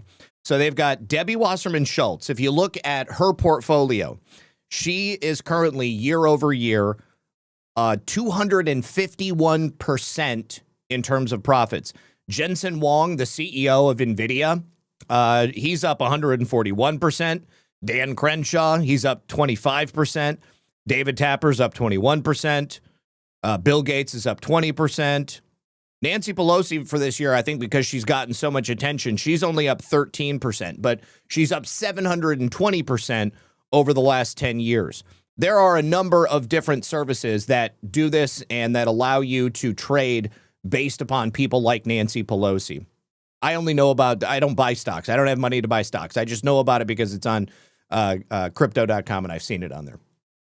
All right. Now, we've also got this clip here of President Trump calling out the Democrats because they refused to stand when he asked them to commit to protecting Americans. If you agree with this statement, then stand up. Your support.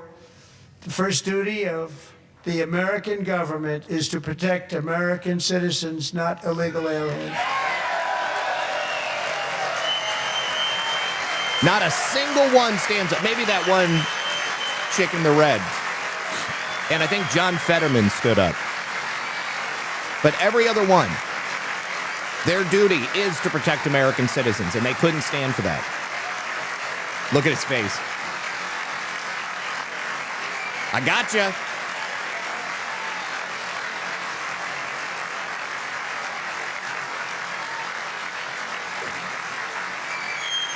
Scruffy, I definitely have the mind and the stomach for it. I just don't have the money for it.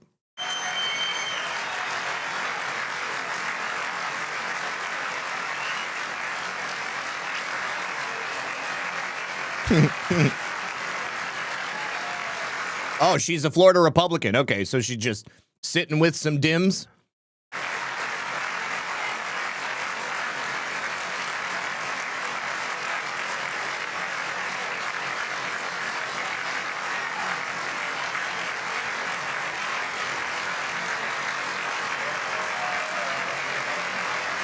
And the applause just keep coming. Because, yes, this is so fundamental. You are there representing the American people in Congress. Your only job is to work for Americans. Look at this sad sack, Mark Kelly. Not even clapping. Not even clapping. President Trump was like, I can't believe you wouldn't stand for that. I can't believe you wouldn't stand for that. And again, they refused to stand when he called and brought attention to Irina Zarutska's situation. This was so tragic. This woman, you could tell, her soul had just been torn out of her body. Last summer, 23-year-old Irina was riding home on the train when a deranged monster who had been arrested over a dozen times and was released through no cash bail stood up and viciously slashed a knife through her neck and body. No one will ever forget there were people on that train. No one will ever forget the expression of terror on Irina's face as she looked up at her attacker in the last seconds of her life. She died instantly. She had escaped a brutal war only to be slain by a hardened criminal set free to kill in America. Came in through open borders. Mrs. Zarutska, tonight I promise you we will ensure justice for your magnificent daughter, Irina. Yeah, I think it is important to mention, I don't think that guy was an illegal alien. But, you know, JR wasn't a farmer either. I'll forgive it. And look. You know, I said this at the time, but to have escaped Ukraine, to escape the war, certain death, living in Kiev, and to make your way to the United States, to do it the right way, to start living the American dream, and then to have that stolen by some street urchin, it's horrible.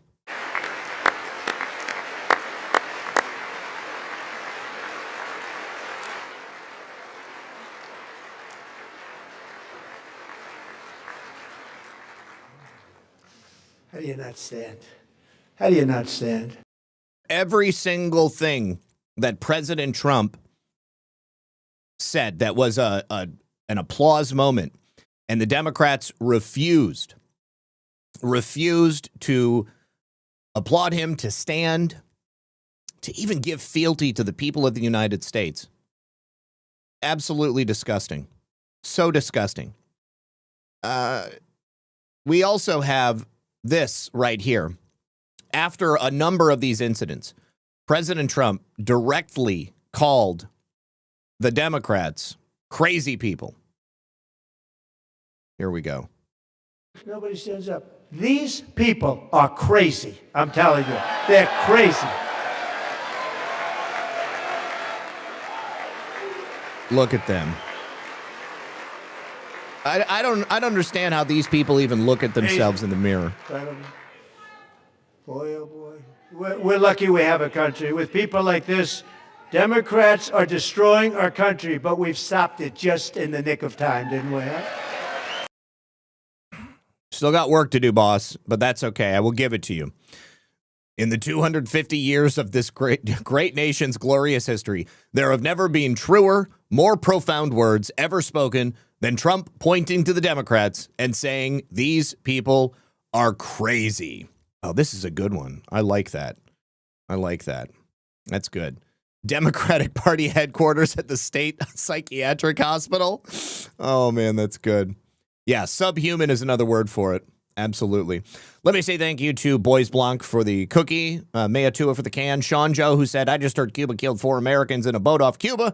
Sean Joe dropped 2 more cookies. Filter Dog dropped a can and said, millstone is fair punishment for that guy in California. Who cares? Drop some shades. Sounds like Carvalho was into pedo. Maybe.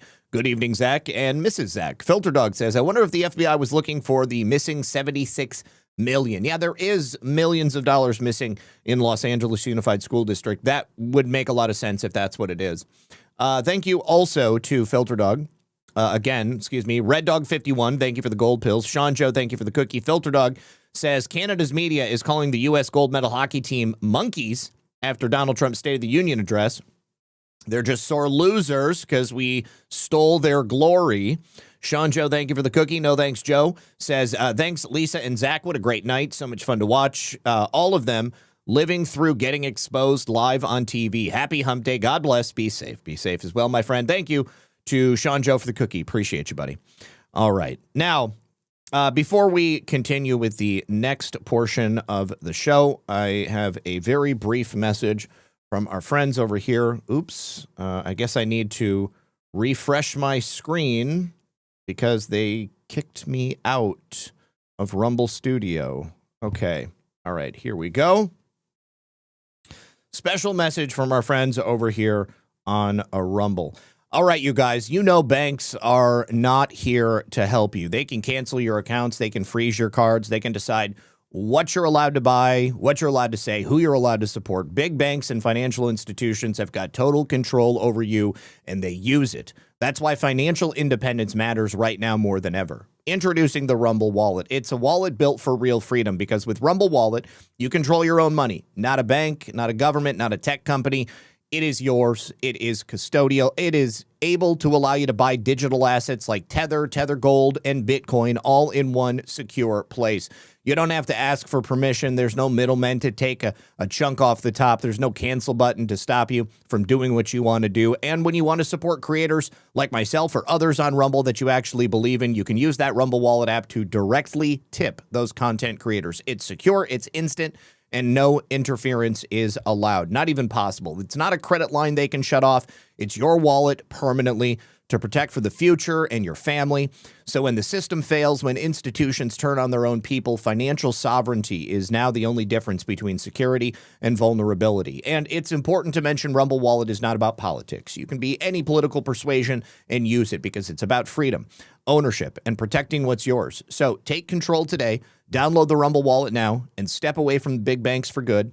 You'll get true ownership, true protection, and true financial freedom. If you're on Rumble, you can use that QR code on screen or anywhere. You can head to wallet.rumble.com or just go to the App Store on your phone and search Rumble Wallet. Thank you very much to the good folks over there at Rumble. Appreciate the support as always.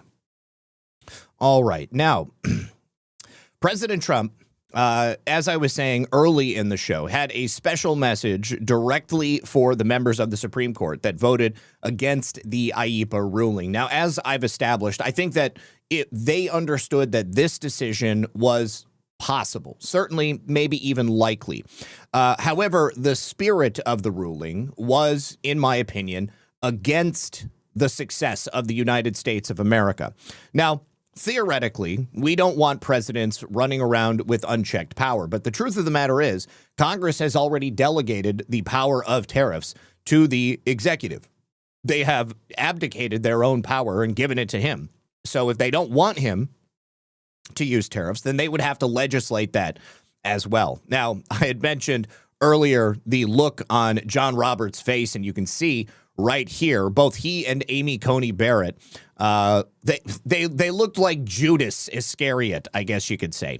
But he called this decision that they made unfortunate, and he said, while looking directly at them, that it had backfired because, of course, as we know, they already had a plan in place to use other methods of implementing tariffs, other methods that have already been established in legal cases that have taken place in the past. So they've got the tariffs on steel, aluminum, plenty of other goods that are all going to be in place. There is no congressional authorization or intervention that is necessary. But look at John Roberts. I mean, this man looks like he has aged quite a bit in the last few years. I mean, we know that he's good friends with the architect of the color revolution, Barack Obama's old college buddy. And Amy Coney Barrett, I think she has been a major disappointment on quite a few decisions in the Supreme Court. She tends to vote with the liberals, and I think that's unfortunately because she's a woman. There is, in the female species, an undercurrent of homicidal empathy, suicidal empathy. He said the good news is almost all countries and corporations want to keep that deal they already made, knowing that the legal power that I, as president, have to make a new deal could be far worse for them, and therefore they will continue to work along the same successful path that we had negotiated before the Supreme Court's unfortunate involvement. Let's take a listen. Oh, also, interesting factoid that I learned the other day. Looking at the American population, men and women, when you increase the salary of a man, they are more likely to use that money to buy a house, start a family, and take care of their wife and kids. When you increase the salary of a woman, they are more likely to leave their husband and spend all that money on themselves. I have to find the actual numbers on it so that you guys will believe me, but I have it bookmarked someplace. But I only highlight this because I know we got plenty of women in the audience who are not suicidally empathetic. However, you do see it in the liberal female population. Like they have suicidal empathy pouring out of their eyeballs. And that's why you'll get those women who are more afraid of walking next to a man down the street than they are of coming across a bear in the woods. Already made, right, Scott? Knowing that the legal power that I, as president, have to make a new deal could be far worse for them, and therefore they will continue to work along the same successful path that we had negotiated before the Supreme Court's unfortunate involvement. So despite the disappointing ruling, these powerful, country-saving, it's saving our country, the kind of money we're taking in, peace-protecting. Many of the wars I settled was because of the threat of tariffs. I wouldn't have been able to settle them without. Will remain in place under fully approved and tested alternative legal statutes. And they have been tested for a long time. They're a little more complex, but they're actually probably better, leading to a solution that will be even stronger than before. Congressional action will not be necessary. It's already time-tested and approved. And as time goes by, I believe the tariffs paid for by foreign countries will, like in the past, substantially replace the modern-day system. All right, I found the study.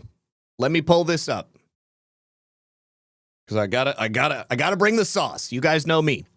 All right, so a recent study found that giving men a pay raise leads them to have more children, while giving women a pay raise leads them to have fewer children. This was a study that was finalized in December of last year. It's called Fertility and Family Labor Supply. First, we use longitudinal Danish register data and tax reforms to show that increases in wages of women decreases fertility, while increases in wages of men increase fertility. And you can see it right here. This is the fertility effect of permanent wage increases from the age of 25. And it holds true for people of high-skilled positions and lower-skilled positions. You can see here, it's proportional, too. If you give a 5% increase in wages to men, they have more kids. If you give a wage increase to women, they have lower fertility rates, and they end up focusing on themselves rather than their families. It's interesting. It's very, very interesting to me. And John's 127 says, Zach, on Stash, you can buy proportions of stock. You don't have to buy full shares. Very low annual fees.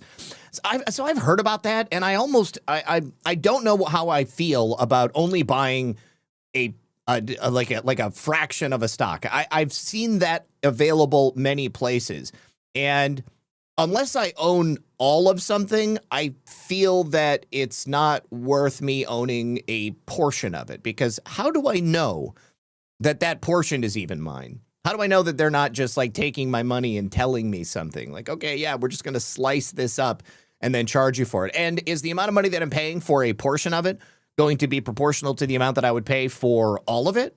I don't know. So yeah, okay. Well, but either way, thank you, N. Johns 127. Appreciate you.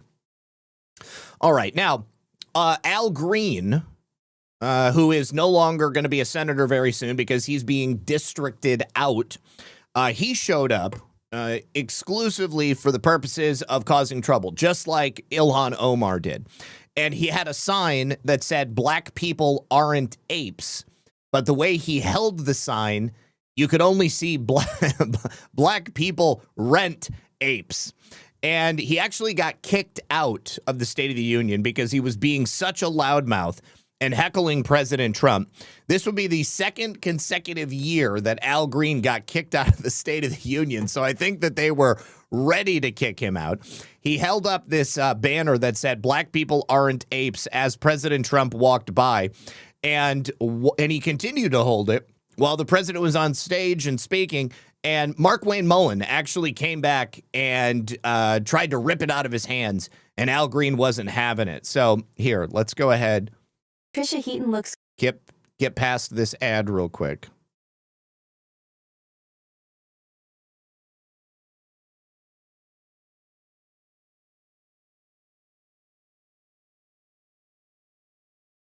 All right. Let me turn the audio back up.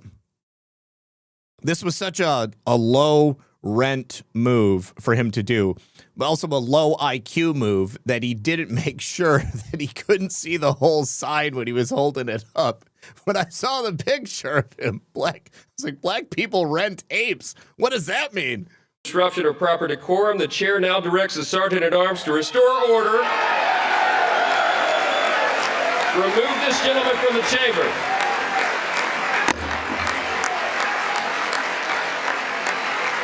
Al Green does not have the capacity to follow the rules. Look at him with this stupid cane. He thinks he's such hot shit.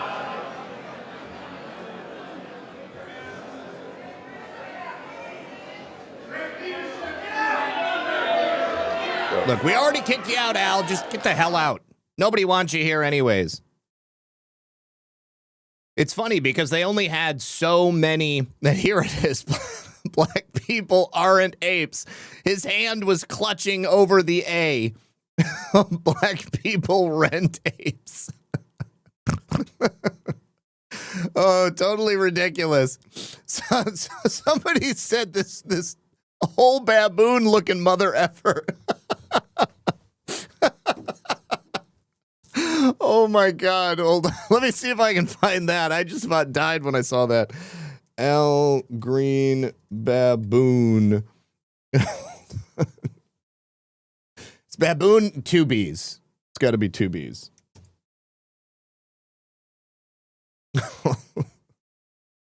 Oh man, I should have bookmarked it. Oh my God. I'm looking for it. Oh my goodness. Hold on, here's a good meme that somebody put out. Al Green holding a sign, and it says, "I raped my aide, Lucinda Daniels, and paid her off using taxpayer money."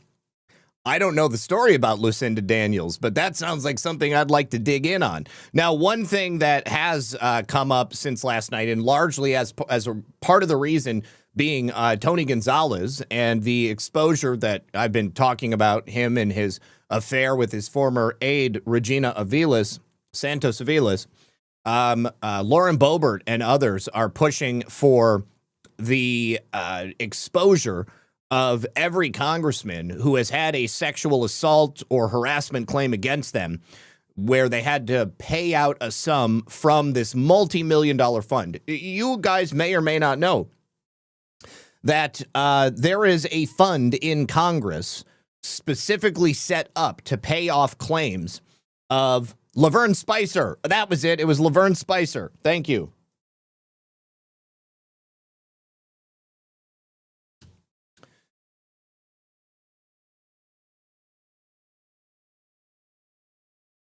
Okay, I'm going to her account right now.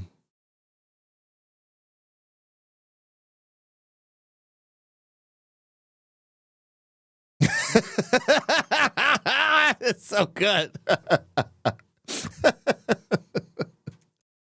Okay.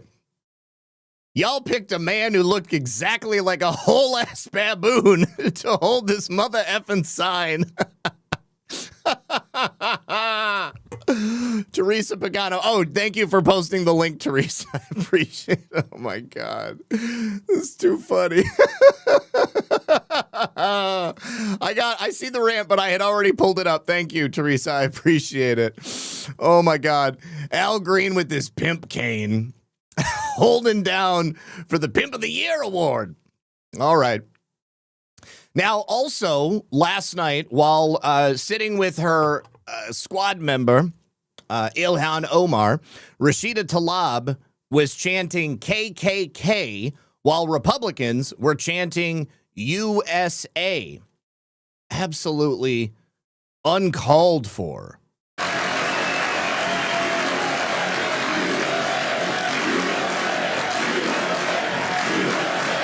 Yeah.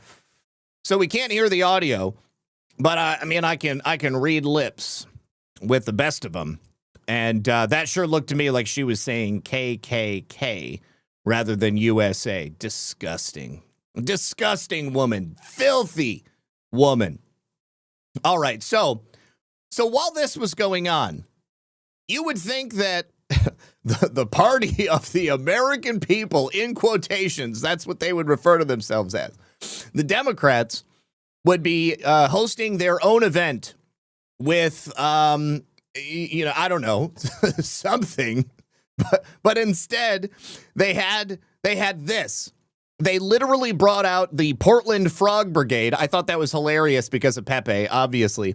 They had the Portland Frog Brigade. These are those guys who go out to the ice facilities wearing these inflatable animal costumes. And then they had this furry guy in a giraffe costume. And I guess they had like a box of dildos on stage. Like, I don't even know where their head was at. It makes absolutely no sense. All right, so at this event, it was the State of the Swamp event, they called it, a counter event. It was put together by Defiance.org, and there was like a literal Animal House furry convention. They had a series of speakers. Robert De Niro, who's only known at this point in his career for his hatred of Donald Trump. I can't think of a decent movie that De Niro has done in decades. They had Jim Acosta, Don Lemon, Mehdi Hassan. They had George Conway, the ex-husband of Kellyanne Conway. Glenn Kirshner as well. He's another lawfare guy. And then they had the animal costumes. Okay, now what do we have next? I mean, it's like a circus. Some waiting music. Let's get the cues going. Let's get all the people into the streams.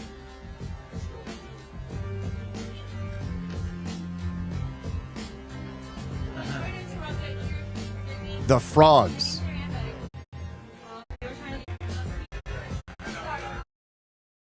And then once they were on stage, it went like this. Oh, hold on. I got to get past these commercials again.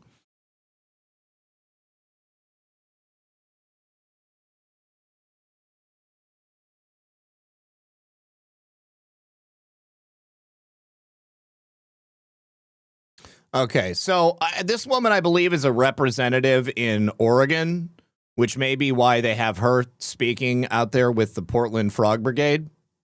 I'm a mother. I'm a physician, and I have a flag. And I am the proud representative for Oregon's 3rd Congressional District. Yes, thank you. I see a couple of people in the chat saying Alex Jones was right about the frogs. Thank you. And tonight, I defy Trump and his authoritarian project by standing in joyful, radical, peaceful resistance with the Portland Frog Brigade. What a clown show. What a clown show. It does not make any sense. This one, though, you guys, oh my God. This takes the cake. I don't know who this dude is. I don't know how he got VIP status, but he's literally dressed up like a giraffe, and he's parading around on the stage talking about how he's being arrested for his protest activities. Okay, he says, I'm fresh out of the ICE holding cell. An ICE prison in Minneapolis. I've been arrested 3 times by ICE over absurdity, over us being ourselves, over me singing songs like, hey, Mr. Tangerine Man, get rid of brown people for me. I'm Aryan white. There ain't no place I'm going to. All right, so now normally I wouldn't even entertain this absurdity. But it is so important to point out that this is the official Democrat counter event to what many people believe is the most important, the most consequential, and the most impactful State of the Union in modern history. This is how they respond. I mean, they have literally reached peak clown world levels. And then all of a sudden, he's not ready for primetime player ICE agents with 2 weeks of training come after me. I got arrested in Portland. I got arrested in Minneapolis in the last 3 weeks twice. But they can't erase a movement, all right? What I went through is 1/1000th of a lot of marginalized people and what they have to go through in those ICE detention centers. And I want to tell you something right now. There's an announcement. Pumpkin Spice Satan is making his way to the State of the Union. So you know what we're going to do? We're going to rev up the show right now. We're giving out prizes. We're going to have bingo. We're going to storm the White House with love and compassion. Now, I don't know where the box of dildos comes in. I just heard that they had a box of dildos on stage. And I think I think maybe that's what people won if they won bingo. I don't know. All right. Now, I'm going to get a little bit more serious because this is another group of Democrats. We have here 2 Democrat members of Congress. They are literally making fun of President Trump and the brave veterans that were in attendance there. Oh my gosh. I forgot about one of the most important veterans that was present last night. I mean, actually there were 2 more that I felt like we needed to highlight. I can't believe I didn't throw them in here. Oh, hold on. I got to find the clips. Okay, first of all, Staff Sergeant Andrew Wolf, one of the National Guard members who was shot by the Afghan illegal alien that was brought over by the CIA. Okay, he is out of rehab because he was shot in the head. All right, and he is there. He was there last night. And he was present, and he's up and moving around and speaking and everything. This guy has made a miraculous recovery. Like, praise Jesus. So,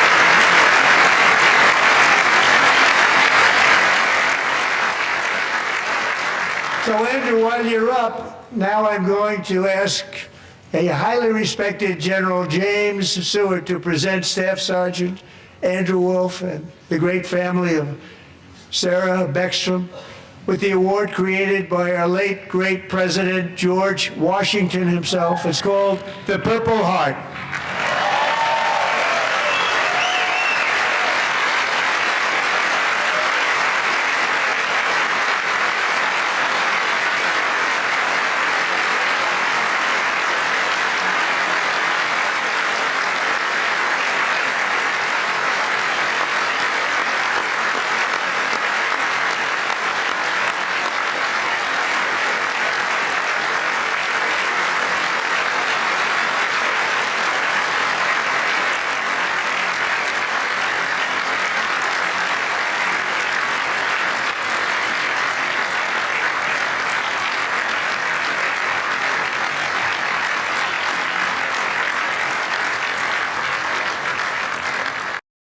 It's amazing that he's alive at all. Beautiful, beautiful. How do you make fun of that? How do you make fun of that? You can't, but they do it anyways. And here is the Medal of Honor recipient that's 100 years old, retired Navy Captain Royce Williams. And it was Melania that presented him with it. Absolutely beautiful. We also had the Congressional Medal of Honor that was presented to the pilot of the mission to snag Maduro with the discombobulator. So we have a surprise for Eric and Amy. In recognition of Eric's actions above and beyond the call. This audio is very quiet. I already know. Duty. I would now like to ask General Jonathan Braga to present Chief Warrant Officer Slover with our nation's highest military award, the Congressional Medal of Honor.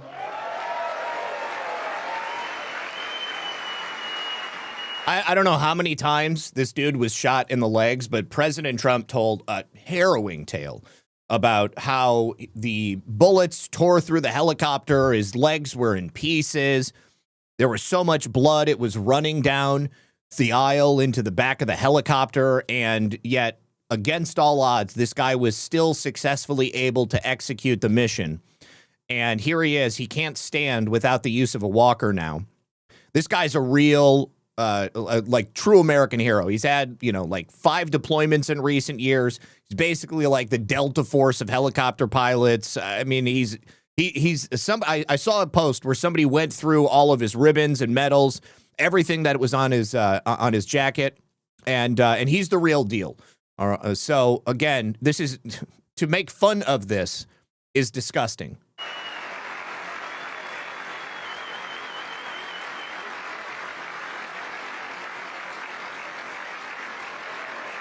They're so stoic. And his wife is so proud. She's just glad that he came home. So we have a... Oh, yeah, and here's the video of the 100-year-old pilot. Look at him. 74 years later, and President Trump is honoring him. It's never too late. At least the Dems stood for that. Yeah, Lumpy, I got the same question. President Trump said the same thing. He was like, your legs are pretty important when you're flying a helicopter, and yet he was able to do it.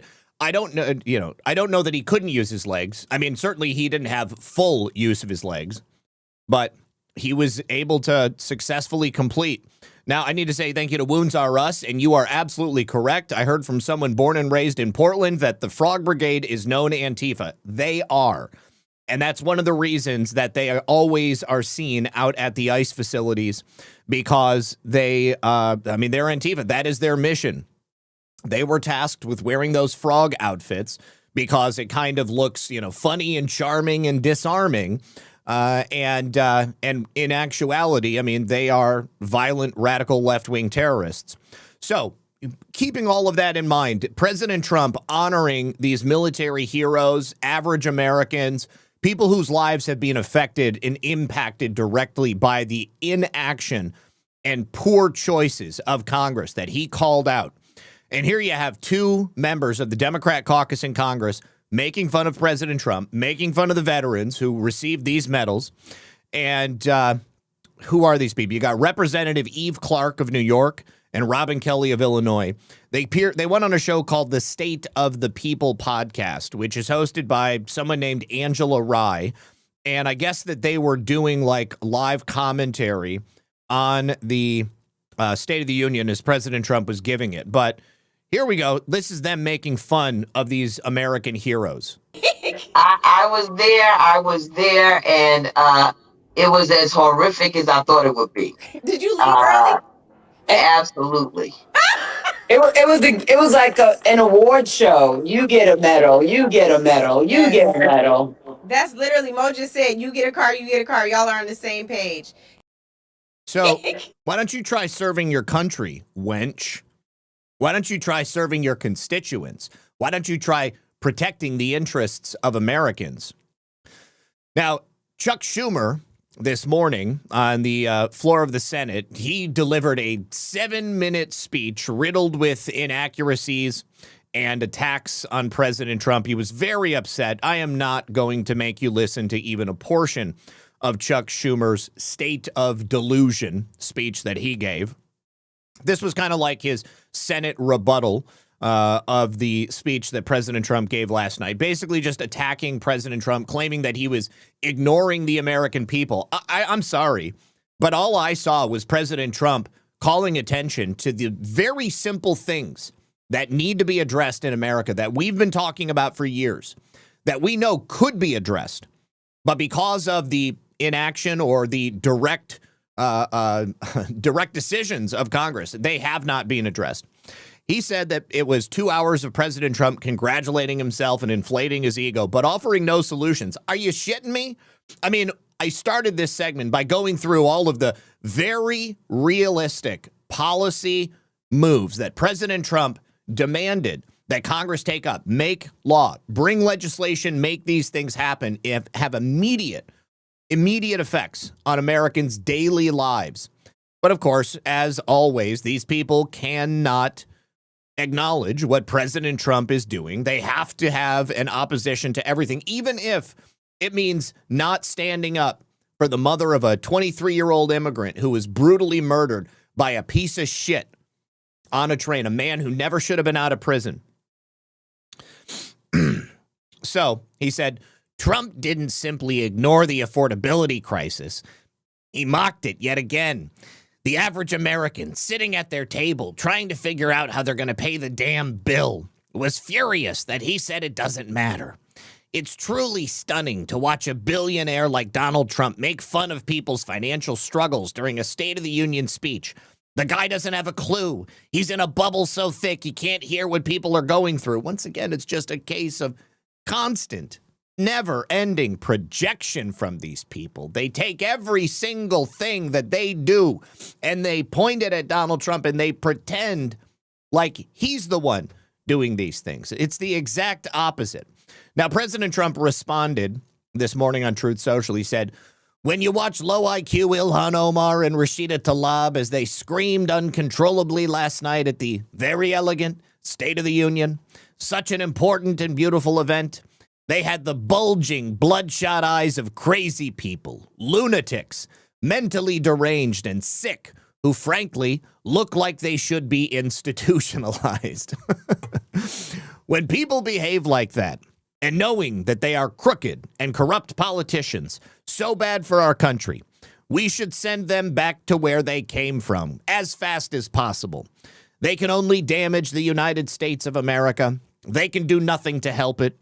They should actually get on a boat with Trump-deranged Robert De Niro, another sick and demented person with, I believe, an extremely low IQ, who has absolutely no idea what he's doing or saying, some of which is seriously criminal. When I watched him break down in tears last night, much like a child would do, I realized that he may even be sicker than crazy Rosie O'Donnell, who is right now in Ireland trying to figure out how to come back into our beautiful United States. The only difference between De Niro and Rosie is that she is probably somewhat smarter than him, which isn't saying much. The good news is that America is now bigger, better, richer, and stronger than ever before, and it's driving them absolutely crazy. President Donald J. Trump. Yes, Robert De Niro was caught up in a pedophile sting in France, I believe, at some point in the 1990s. All right, now, couple of quick stories, and then we got to head out because I've got Altered State tonight with my good friend Brad over on Badlands Media. Take a look at this. All right, so it turns out that the state of Michigan might even be worse with their election system than even I had anticipated.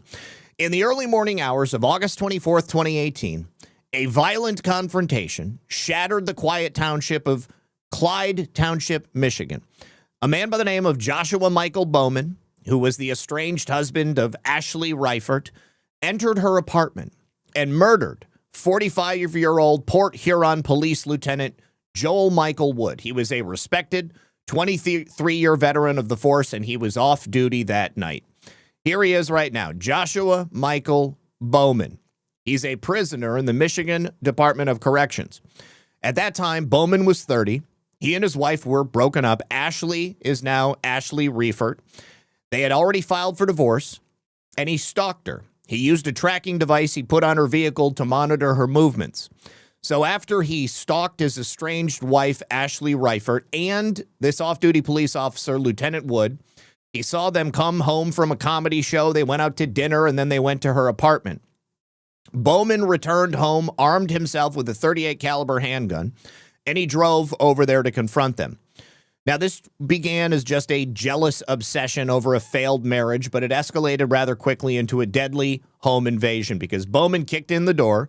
He entered the bedroom where Riefert and Wood were engaged in intimacies, and he opened fire. Ultimately, he shot Wood multiple times, including a final shot to the head after he reloaded the cylinder.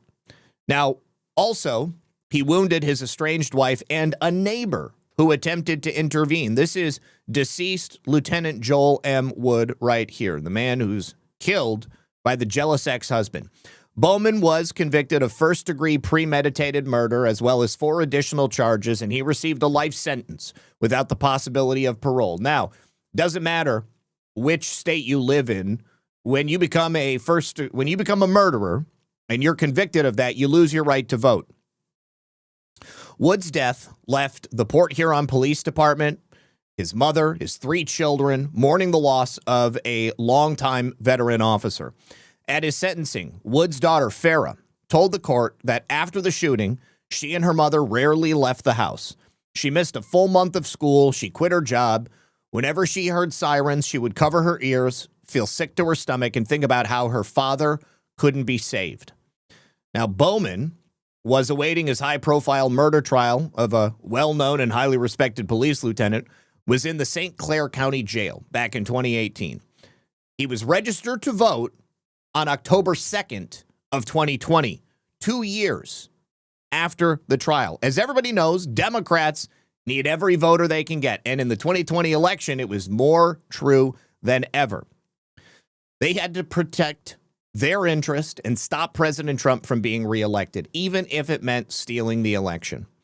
So Bowman, who had never voted before in his life, voted in the November 2020 general election. He was sentenced on May 11th of 2021, and according to Check My Vote, which is a service that any of you can use, his voting records are actually updated monthly, and these voting records at Check My Vote are based on the Michigan qualified voter rolls. Now, he has not voted since 2020, but we've got no way of knowing who it was that registered him to vote. But you know that in Detroit and other Democratic stronghold cities, many of which we've spoken about on the show before, violent criminals routinely get registered to vote, even while they're sitting in jail, even while they're awaiting their trials. So this man was signed up as a permanent absentee voter as he was sitting in jail awaiting trial for the murder of a police officer and the attempted murder of his ex-wife. And yet he still cast a ballot in the 2020 election. Now, according to Michigan law, the convicted murderer, Mr. Bowman, should have been removed from the voter rolls. There's a centralized database in the state of Michigan that's managed by George Soros's favorite Secretary of State, Jocelyn Benson, and they frequently attempt to mislead the public. She likes to say falsely that her voter rolls are regularly purged of ineligible voters. Well, that's a funny story, but if that's true, then Mr. Bowman wouldn't have remained on the rolls and he wouldn't have been able to cast a ballot. He wouldn't have been able to be registered to vote after he had already been in jail for quite some time.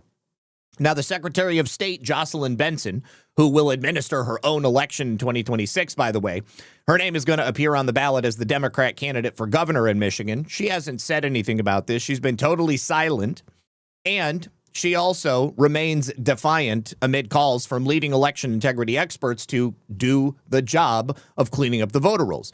Benson has recently been in the spotlight because she is refusing to comply with the DOJ's request to access Michigan's qualified voter roll file so that they can do the work, identifying ineligible voters.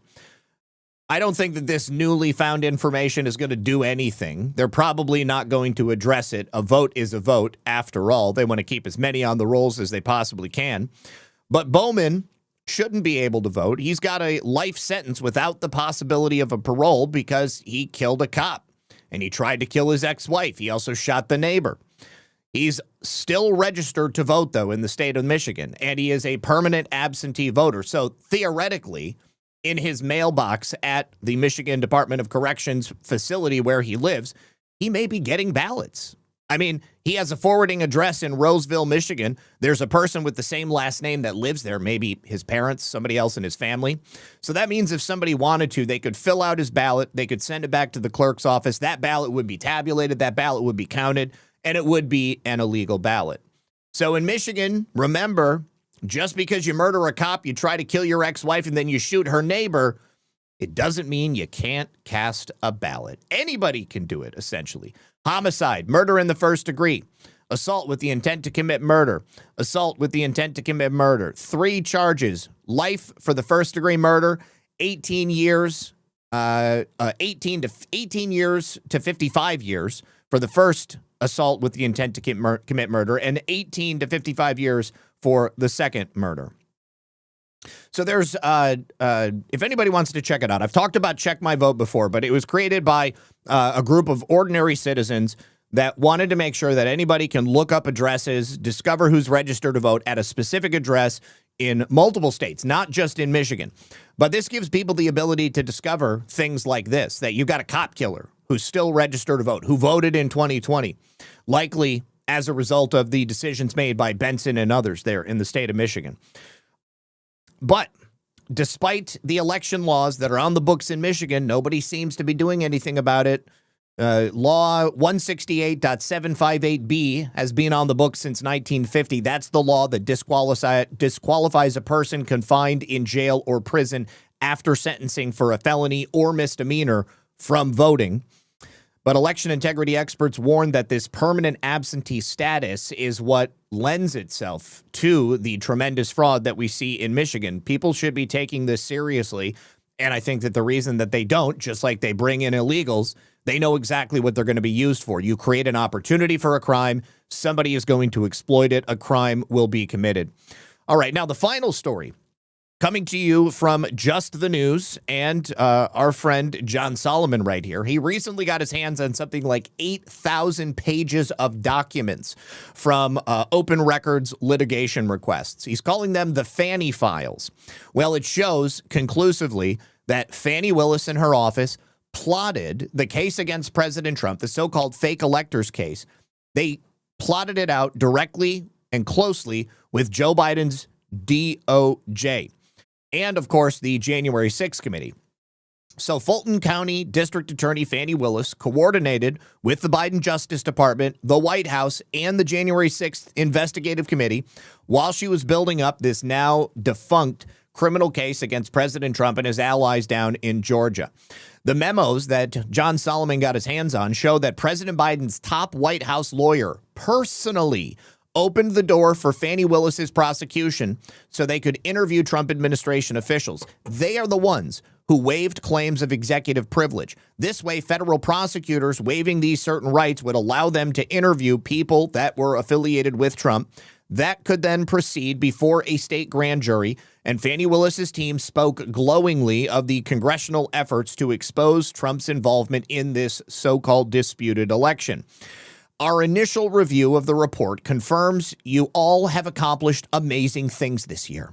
This is F. Donald Wakeford, the top deputy to Fani Willis. He wrote this in December 2022 in an email to Tim Heaphy, who was chief investigative counsel for the Democrat-run Select Committee to investigate January 6th. Now, alongside nonprofit public interest firm America First Legal, Just the News sued Fani Willis for these records under Georgia's open records law. The information they were looking for sought to hide many of the records with claims of legal privilege during a prolonged legal fight. They didn't want to hand over any of it because they knew that if or when it got exposed, it would be devastating for Fani, her office, and, of course, for the Biden White House. In reaction to the lawsuit, Fani Willis's office this week dropped all privilege claims and released all the documents without any redactions. giving Just the News and the public more information than it did to congressional Republicans on the House Judiciary Committee. They also sought these records, and Fani Willis covered them up at that time. These documents reveal the Biden regime and the January 6th committee were much more involved in Fani Willis's prosecution of President Trump than anybody knew before. AFL, America First Legal, was happy to represent Just the News to get Americans this new information. The documents show a cozy relationship between the Biden regime and Fani Willis's staff, one that included a meeting between her outside special prosecutor Nathan Wade, the boy toy, and the Biden White House. Wade, who admitted to this personal relationship with Fani Willis outside the office, billed Fulton County $2,000 for an interview with D.C. White House on November 18th, 2022, just at the same time that the probe was accelerating.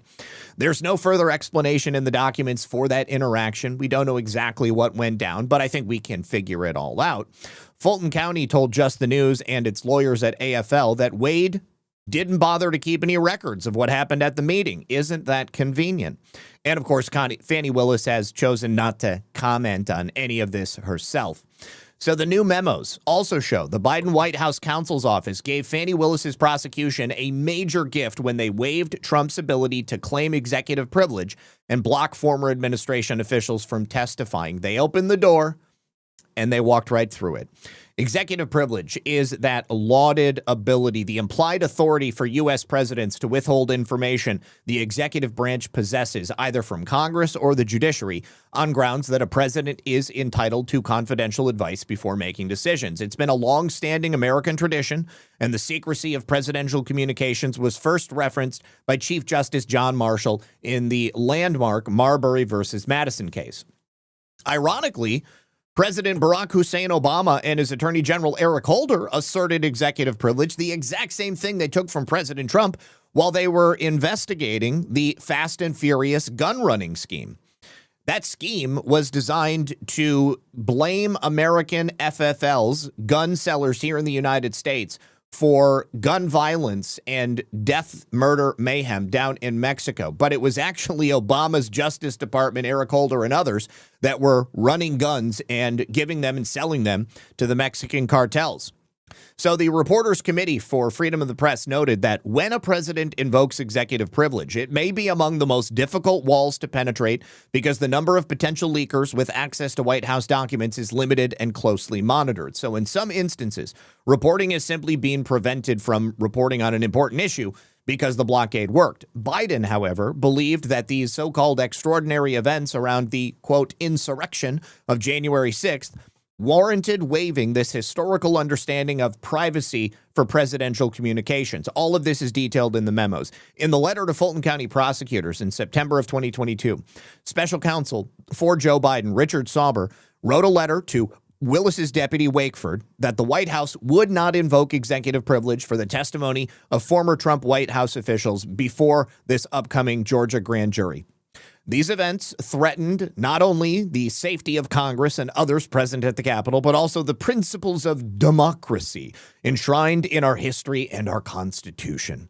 In light of these unique circumstances, President Biden directly himself has determined, as he did with respect to the congressional investigation of these events, that an assertion of executive privilege is not in the public interest with respect to efforts to thwart the orderly transition of power under our Constitution. So this waiver would apply to any events in the White House on or about January 6th, and Justice Department efforts to investigate allegations of fraud in the 2020 election, any effort to alter, quote, valid 2020 election results or obstruct the transfer of power, Sauber said in the letter. You can actually read all of these documents. Just the News has all of it. I mean, we've already known for a number of years that Biden had waived Trump's executive privilege, at least for the congressional inquiry and for the federal prosecution with Jack Smith. But this is the first time we're learning about this Georgia memo. It's the first document to show that Biden also did the exact same thing for Fani Willis. And once again, it points back to the direct line of communication that the White House and Fani Willis had and the coordination that they engaged in order to get this so-called fake electors case off the ground. Now, it was August of 2023 when Willis announced the indictment against President Trump and all of his allies. She charged him, ironically enough, under racketeering RICO statutes, conspiracy, and there are a couple of other charges for this multi-year investigation into so-called election interference. Again, a case of projection. Under Willis, Georgia became the first state to do so, and then, of course, the dominoes began to fall. Number of other Democrat prosecutors, Arizona, Wisconsin among them, started charging Trump and his allies. He had 18 other people, including former New York Mayor Rudy Giuliani, former White House Chief of Staff Mark Meadows, also get indicted down in Georgia. They were accused of aiding Trump in a bid to change the outcome of the 2020 election.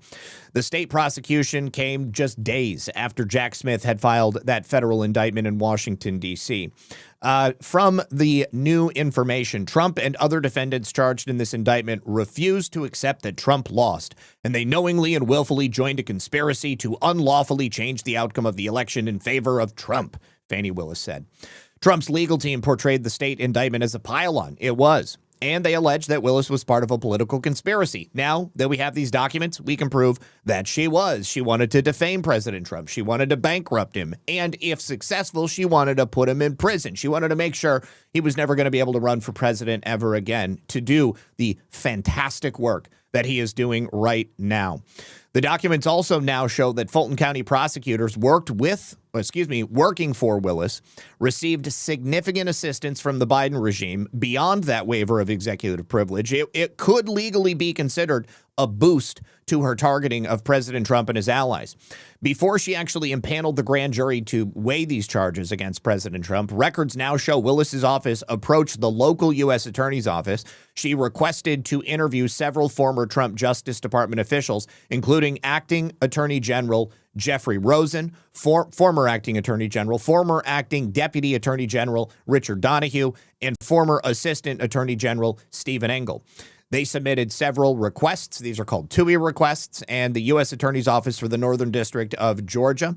TUI requests are a formal request to a U.S. government agency not involved in the case to secure testimony from current and former federal officials. One of the earliest communications in this newly produced information shows an email from Willis's deputy Wakefield to Assistant U.S. Attorney Lori Baranek in March of 22, and it indicates that the office had already made several such requests to the federal government for testimony of this kind. Wakeford wrote, "We anticipate that we might have to make a few more TUI requests and thought it would be beneficial to have a conversation about the process. Just let me know if that's something we might be able to work out." Now, though provided in an unredacted form, Just the News, for privacy purposes, has redacted all the email addresses and phone numbers. That's a shame. They should have left them in. Now, by May, the Justice Department told Willis that it was premature to provide these officials for interviews because the case was still in the information gathering phase. However, the Justice Department wrote a letter to Wakefield notifying the Fulton County prosecutor that many of the former officials had already testified to Congress about the roles in January 6th. So they are just, hey, you just go to the January 6th committee. While we're unable to evaluate your request at this time, we can share that for at least some witnesses, much of the information you seek, for which the department would consider providing an authorization, is already publicly available. For example, Misters Rosen, Donahue, and Engel each participated in interviews before congressional committees. They discussed the issues you identified in your letter. As a courtesy, the Justice Department official attached the congressional transcripts to assist local prosecutors investigating President Trump and getting those charges off the ground. We also, at the same time, have communications showing prosecutors in Fulton County reaching out to Democratic members of Congress on the January 6th Unselect Committee looking for information. One of the outreaches went directly to Committee Chairman Benny Thompson of Mississippi. Our office is currently engaged in an ongoing investigation related to possible criminal disruptions that occurred during the administration of the 2020 election here in Georgia. As we discussed, my team and I would like a brief audience with Congressman Thompson related to the aforementioned subject matter. I also had at least one office-connected Fulton County Deputy District Attorney Michael Hill with the committee's Chief Investigative Counsel Tim Heafy. The records indicate Heafy called Hill on April 20th of 2022, and their discussion was memorialized in a follow-up email. He said, "As we discussed yesterday, we're willing to provide an oral summary of what certain witnesses have told the committee in interviews and depositions. We are also prepared to give you access to some committee documents in camera in our office, the same documents they ended up destroying later. We'd like to do this in Washington sometime next week, Heafy added, inviting the Georgia prosecutors up to Washington, D.C. The email chain also indicates that this team from Fulton County did make that trip, and they met with committee staff. House Republicans, of course, launched their own investigation in December of 2023 into the Fulton County prosecutor's office over indications Willis had directly collaborated very closely with the January 6th committee. According to House Judiciary Chairman Jim Jordan, Willis asked January 6th Benny chairman as early as December of 21 for any evidence relevant to her investigation.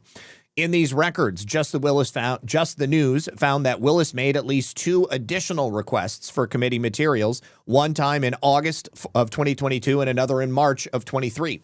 Willis, of course, as we all well know, was removed as the prosecutor overseeing the case, and the indictment was eventually dismissed in November last year, shortly after President Trump stormed the White House.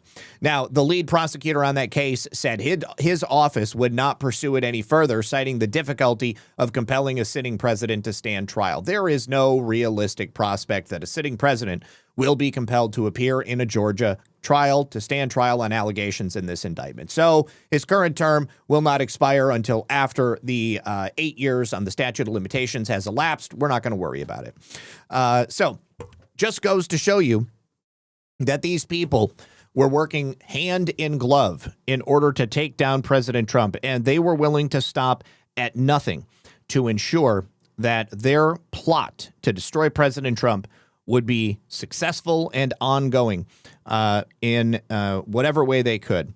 All right, I'm going to go through these final thank yous from our friends over here on Pilled. It looks like maybe we have a couple more over on Rumble as well.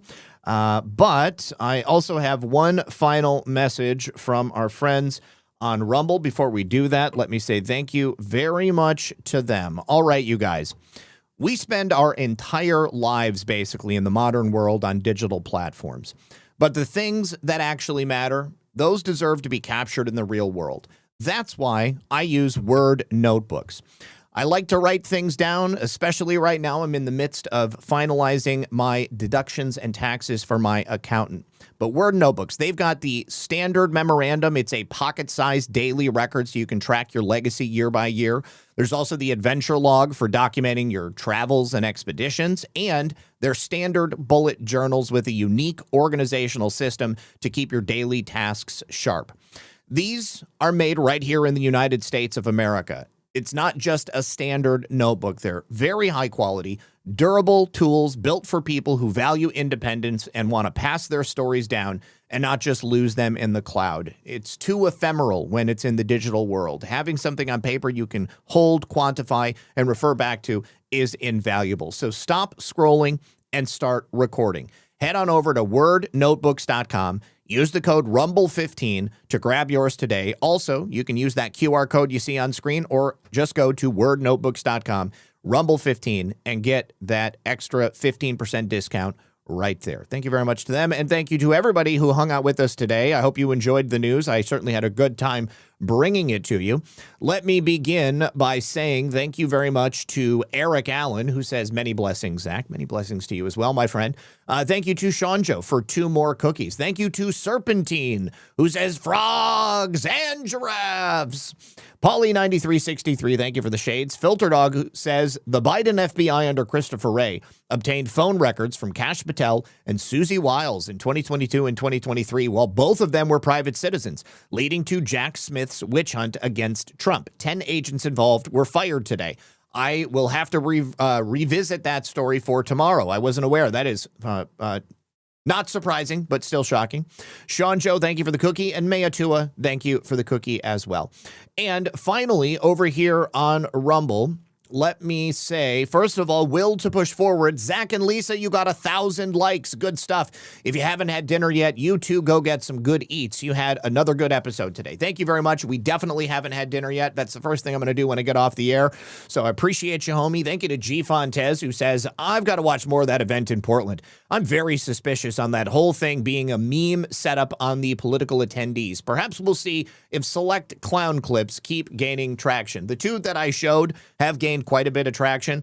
It is, I mean, you look at it and you think they've got to be trolling, or somebody has to be trolling them. But then at the end of the day, I have to remind myself that these people are mentally ill.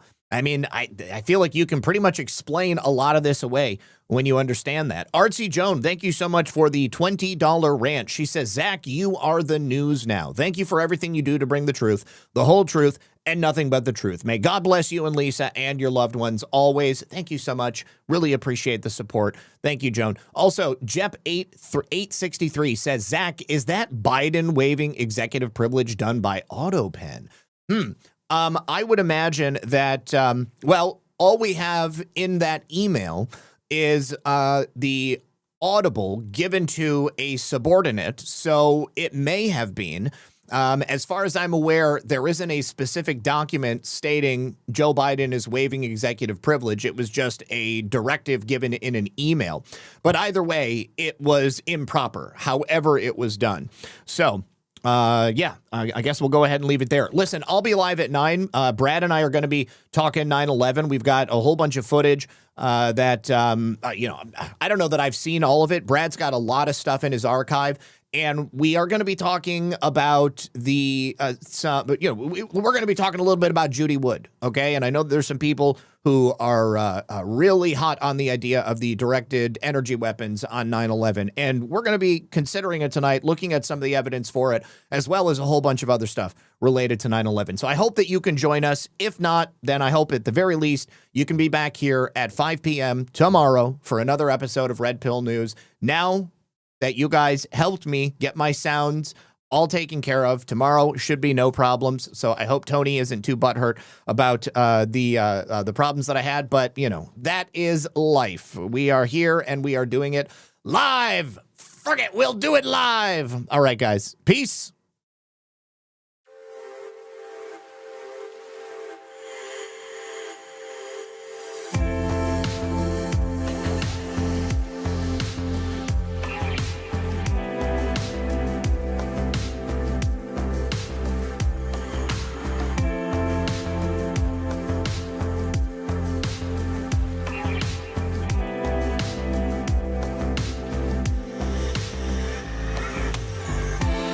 I'm sending you guys to Brad and Abby.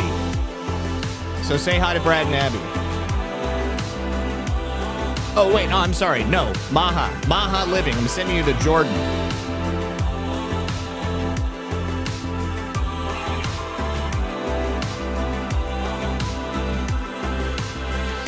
Say hello to Jordan for me. And don't forget, consciousstrength.net/RP78. Save 10% on all of Jordan's American-made products.